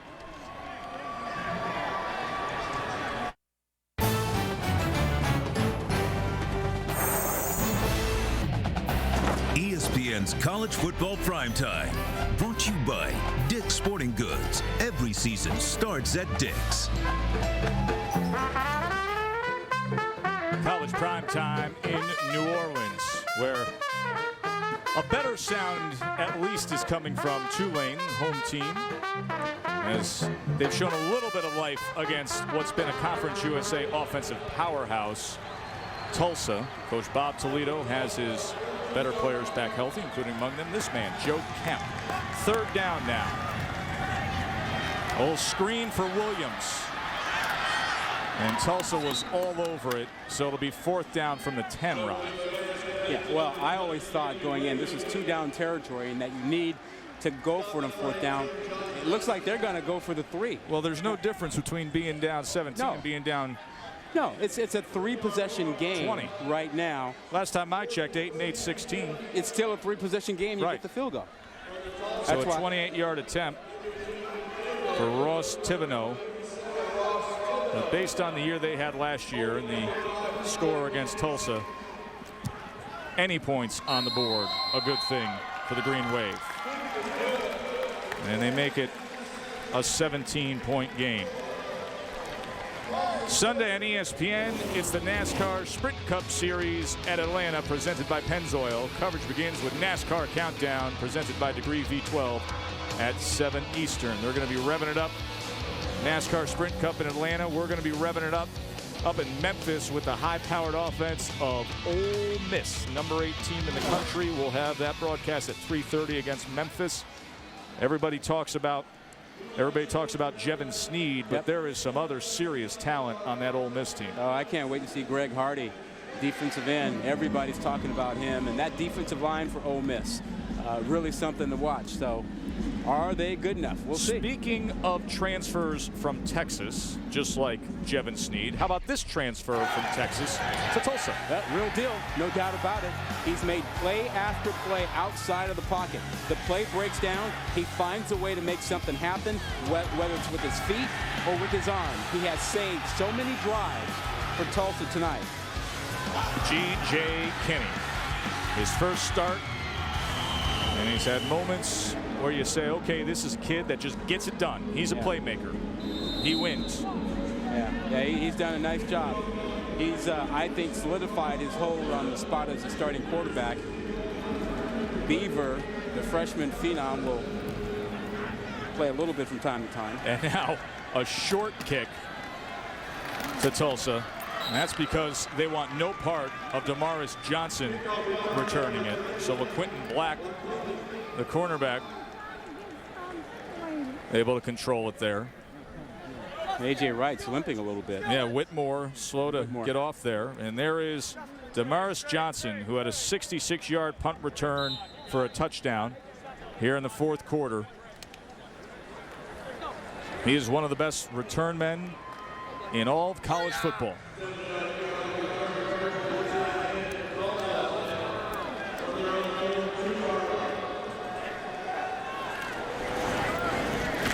Here's Williams. Jamad Williams with a gain of 2. All right, so going into this game, if I had told you Tulane's defense would have given up only 23 points, you went, no way. Not with the Tulsa offense. I agree with that. Yeah, but think about last year. They gave up 489 yards on the ground. 56 points they gave up last year. They're a better football team regardless of the outcome tonight. And of course, Tulsa maintains their status. Kinney, here's Johnson again. Close to midfield. 15 more yards of offense and total yardage for Damaris Johnson. The timing on this worked so great. A slant route off of play action. They line up quick, then look over, get the play call. The Tulsa way. Williams crosses midfield. Gain of 2. Eshabellum taking him down. Eshabellum has been involved in an awful lot of plays tonight defensively. 11 tackles for Eshabellum. Yeah, and a big hit forcing a fumble on the goal line.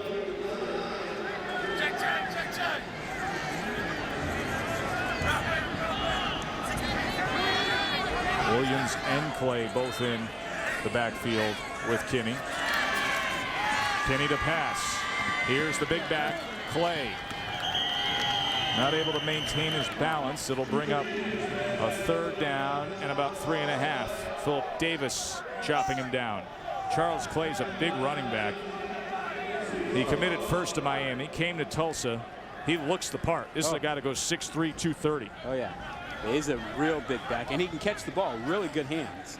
Charlie O now in at running back for Tulsa. Option, and here is Opashitan.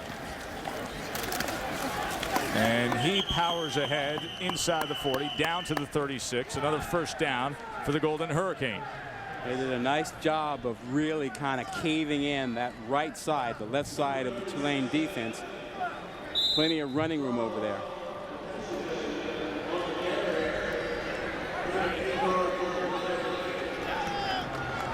And that continues to count down.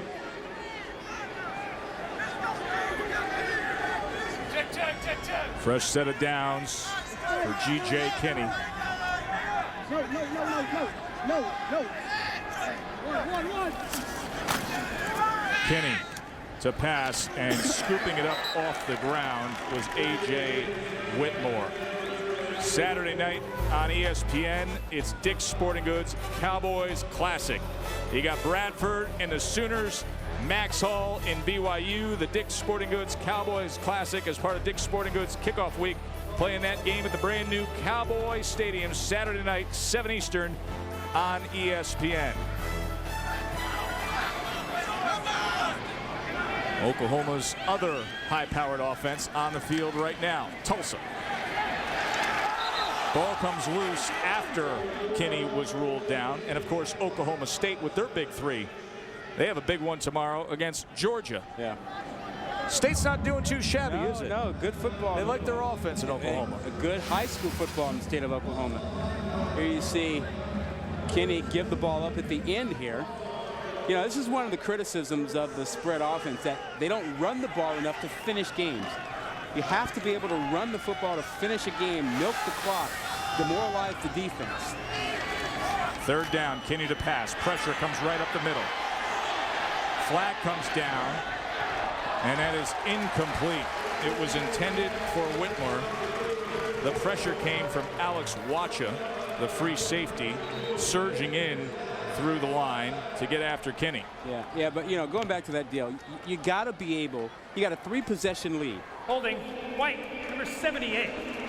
10-yard penalty. Penalties decline. 4th down. You have a 3-possession lead. You need to be able to run the clock by running the football and finish off the game. When you throw, you leave time on the clock. You leave the game open. You leave time for Tulane to make a little bit of a run.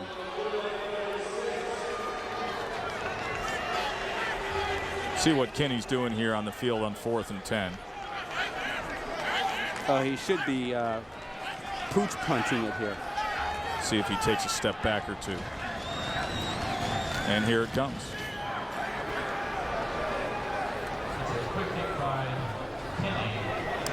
And it settles in there at the 12. Conference USA starting the 09 season in New Orleans. More to come. Welcome back to New Orleans. Let's take a look at what's fresh off the presses. Part of Football Friday presented by Wendy's. We know what happened up in Boise. Boise's now in prime position to be the BCS Buster, but LeGarrette Blount suspended for the rest of the season. You see the Oklahoma story there. Jermaine Gresham with the knee injury out. Hopefully will return later this season.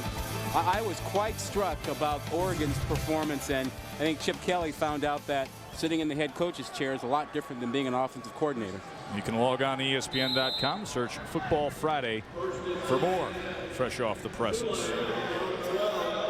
4 wides for Joe Kemp and Tulane. And he gets it complete for first down yardage to Kevin Burris. I think as we watched that Boise State-Oregon game, we were struck by that 4th down decision by Kelly to kick, to go for it instead of kicking a field goal, which would have cut that Boise State lead to a 1-possession lead in the early part of the 4th quarter, 12 minutes to go.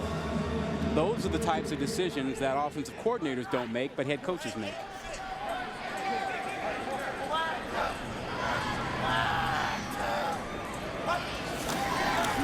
Kemp. That was batted down at the line of scrimmage. That's happened a few times tonight. Let's take a look at what's coming up after the game. Sports Center. A little punch and punishment. You know what that's about. Tiger with some putting troubles, but the big story that is taking the spotlight of college football so far in this opening weekend is LeGarrette Blount. I think the video is just something you watch. Well, absolutely. And you know, we walk on the field before this ball game and the coaches are talking about it. Everybody's talking about it. Brings about that visceral reaction. See a man sucker punched. That was overthrown as he was looking at Casey Robotham. I know he's got good hands, but he can't jump like Shaq. Does Shaq jump? Well, he's tall enough. I guess he doesn't need to jump, okay, right? All right. I just thought you were going to go elsewhere, not Shaq. There is a Shaq on their team, though. They got a defensive back by the name of Shaquille Smith on Tulane. And named after him. I mean, his name, Shaquille O'Neal. Little Shaq. Yeah. 3rd and 10 now for Kemp.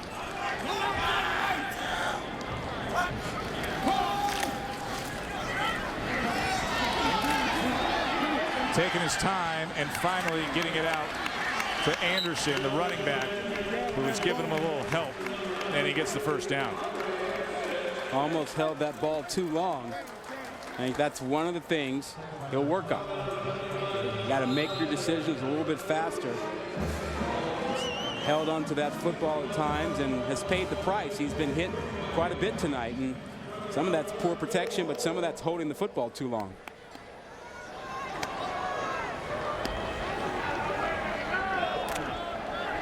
So the sophomore Joe Kemp was knocked out, lost for the season last year with an injury, getting an opportunity to grow up here fast. And this is complete, just short of midfield. Robotham again, 15-yard gain. Casey Robotham is something, isn't he? I think they found another good piece to the offense. A guy who's dependable, will catch the ball, is tough, will take the hit. That's another guy that can bail them out of some tough situations. We have seen some good receivers on both sides tonight. I mean, Damaris Johnson is an emerging star. Slick Shelley and both Williams and Robotham for Tulane.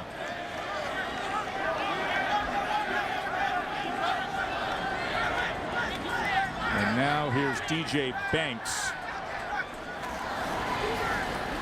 He's going to pass it. Looking for Williams. Oh, and it is picked off. Heck of a play by John Destin. And a decent return to boot.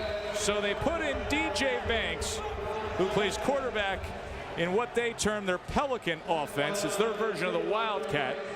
He lofts it up for the speedy Williams.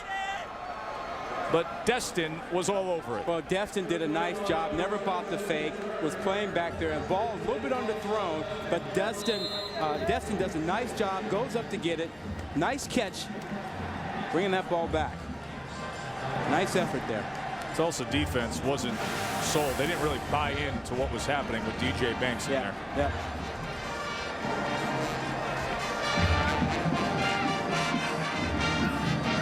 So now Kenny and company back to business of trying to run out this clock. And Williams is stacked up after a gain of 3. You know, Tess, you mentioned the skill players, receivers. I thought it was interesting that Bob Toledo told us the other day, he said the skill players in Conference USA, quarterbacks, receivers, running backs, cornerbacks, are as good as any in the country. It's the linemen where you find the difference, the defensive linemen and the offensive linemen. Well, this is a league that is full of offensive talent. I mean, what's going on at Houston? We talked about Joe Webb at UAB. Yep. Tulsa led the nation in offense the last 2 years, and here's Charles Clay, and when he starts going downhill, watch out, it's going to be an avalanche, and he runs for a first down to the 41. Yeah, there are not many teams that have a guy 6'3", 230 who can run like that. He can come out of the backfield and catch the football. That's the kind of skill you find in this conference and other conferences. Travis Burks is being tended to. He's the linebacker for the Green Wave defense. His first year as a full-time starter. Remind you that Saturday night on ABC, you have Alabama and Virginia Tech in the Chick-fil-A kickoff game presented by Southwest Airlines, part of Dick's Sporting Goods kickoff week. Sets up just like last year. Clemson was hyped, highly ranked, the ACC team that everybody was picking to win and maybe be a dark horse for getting into the BCS and contending for a title. Yeah. Same being said of Virginia Tech, but just like Clemson, you got to get over this huge obstacle of the tie. Although Alabama is a little bit more highly rated this year than they were considered last year going into the season. That is right. They didn't get credit early on last year. They earned it throughout. I tell you, tomorrow sets up nicely. A little game day to start the day. So we'll do a little work at Ole Miss, and then we'll catch a couple of those games tomorrow night. See the SEC West with LSU and Alabama. Of course, BYU, Oklahoma tomorrow.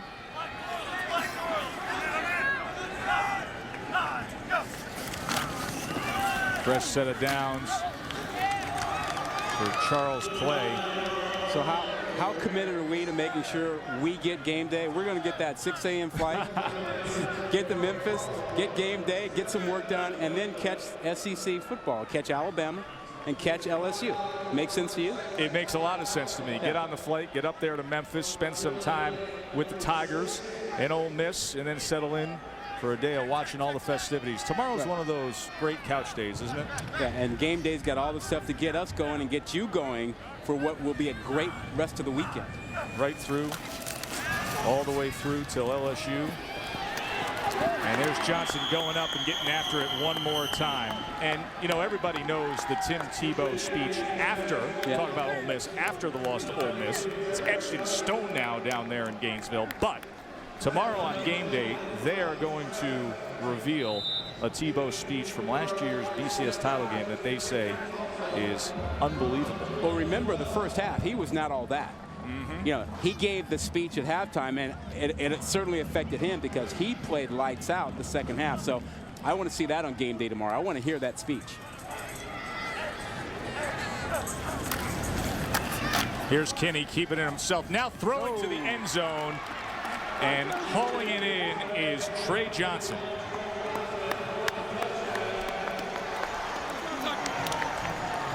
He has battled injuries. He was sensational as a freshman, and now Trey Johnson, just another weapon at the disposal of offensive coordinator Herb Hand and the new quarterback, G.J. Kinney. I got to tell you, though, I'm not crazy about throwing the football. Yeah, under 2 minutes to go, and you're up by more than 2 possessions. It becomes a meaningless stat. I mean, you know, run the football in the game, go home.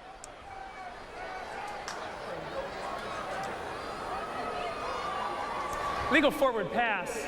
Number 4 he passed on the the line. offense. 5-yard penalty. Second down. You know, he looked to have made that forward progress and then got rid of it. and they're saying he had passed the line of scrimmage. I think the officials don't like the idea of throwing the football.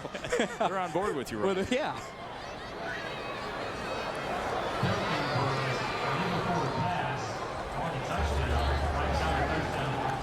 And Graham's trying to get the call, and the official's telling him, hey, he was beyond the line. Line of scrimmage is called the 12-yard line there. Watch that blue line. Yeah. See where he is. Now, ball looks from this angle to be over. It's not his foot, it's the ball. Where is the ball? And maybe a close judgment Very call, close. but I think the officials are like, hey, wait a minute, what are you doing? You know, what are you doing? You're up 30-13, a minute to go. Do you need to? So they wiped that off the board. Now they're going to take a look as referee Claire Gossman will talk things over. Now, from our angle, it looked like the ball was crossing that blue line. We got another angle, perhaps it doesn't, but that's a close call. It's going to be interesting to see what Tulsa does in this Conference USA this year with a Houston team that can just light it up. Yeah, and I think a lot of folks are overlooking Houston. In this conference, it's to talk about East Carolina, it's to talk about Tulsa, and folks are just not saying an awful lot about Houston. Here's another look. Did he cross? Ball's in his hand, ball is out, ball's in his hand. That's real close. His foot is on the line, but look at the ball. And again, from this angle, we're a little bit behind. After further review, the passer was behind the line of scrimmage. Play stands as a touchdown. Wow. So the play stands. Down on the field, they said, let's wipe it away. Upstairs, they said, you know what? It's a TD. So Todd Graham watches his sophomore quarterback engineer a late drive here and hook up with Trey Johnson. Third season for Todd Graham at Tulsa. And watching Kinney go in there, boy, it is a system that just keeps on going. Let's look ahead to the 09 season for Tulsa. And we talked about Conference USA and the offenses that they'll be facing. Obviously, the Oklahoma game coming up in a couple weeks. That's a huge challenge. Boise going to Tulsa. So non-conference, extremely competitive and challenging task at hand, Oklahoma and Boise. And then that Houston game on November 7th, Rod. That's going to be a showdown in this conference. Yeah, that could be for an awful lot in this conference. And Houston, again, a team that really can put points up. Based on what you saw with the Boise defense last night, a defense that, you know, with Kyle Wilson playing cornerback, there's a guy that's going to be playing on Sundays. Yep. How do they match up with Tulsa? I think that Boise State defense is really underrated. I think the reputation of the program is all about offense, but we've seen in the last 2 years that defense has come on, and they can win ugly. You know, they can play good defense and win when their offense isn't getting it all done. Jason trying to get to the edge. And here he goes. A nice return out to the 48-yard line. So that gives an opportunity for Kevin Moore to come in and get some time here. He started last year after Kemp went out with a broken collarbone. 12 career starts. He's thrown for 2,600 yards and 10 touchdowns. And here's what you got to like about a guy like Kevin Moore. You talk to the coaches and they say, listen, he has handled the situation of not being the starter better than anyone has. In fact, he goes out and helps Joe Kemp in any way he can. And that's what you want ideally, because if you have a quarterback controversy, that can divide your team faster than anything. Trying to set up the screen to Jason, and they do.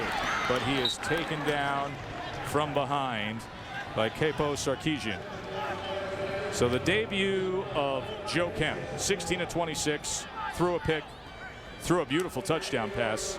Got some stuff going in the second half. Oh, he's under duress the entire evening.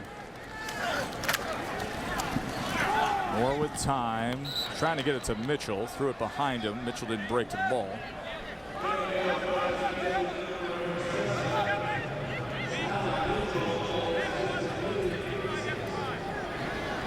Kemp, the sophomore, 6'4". It's going to be a learning curve, of course, at this stage. Well, he learned some things tonight. He's certainly athletic enough, and he's got good enough arm. Gutsy guy, take some chances out there. They'll get some plays. They'll make some plays this season. More with time, but he throws it into the ground. This is the biggest change in Tulsa, their defense. They got a lot of pressure on Kemp tonight, principally done by James Lockett, number 6, who had a phenomenal night, batting balls in the air, making tackles, forcing things, and then you also had Mike Bryan having a big night. But that guy right there, to me, was the defensive player of the game. James Lockett. Yeah, James Lockett. He could not be blocked.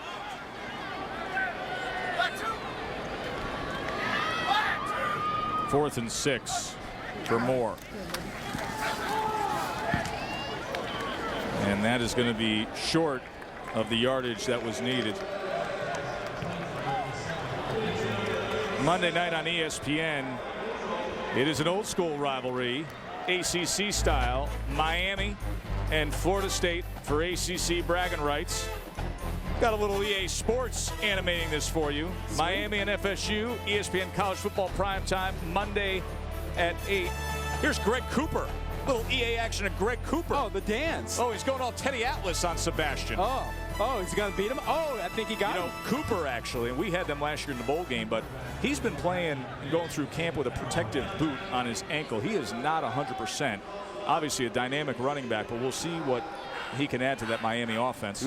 Awesome. Charlie O now getting the call for Tulsa. Charles Opashetin, who was born in Nigeria and grew up in Allen, Texas. You did a nice job with that little boxing segment there. You ever thought about doing it's Friday nights, Rod. It's sort of in the book. I was going to suggest you do that. Yeah. Years of being ringside. Seemed like a natural. Jacob Bauer now in at quarterback. He's the big, strong drop back passer for Tulsa, who was in the mix to potentially land the job that was given to Kinney. Comes from Idaho. Was David Johnson's backup last year when Tulsa led the nation in total offense. Had an appendectomy over the summer, which hurt his ability to prepare for the season, but he got himself together and got back in the mix. So G.J. Kinney has the night that he was looking for, and Todd Graham starts the year with a victory. You can see some improvement with Bob Toledo's Tulane team, but Tulsa much too much for them as they were in gear tonight. Our final score, Tulsa 37-13. And for more on this game, you can tune into ESPN News. We'll have a post-game extra coming up next here on ESPN. It's Sports Center. For more, you can log on to ESPN.com. For Rod Gilmore and on our entire crew, I'm Joe Tessitore.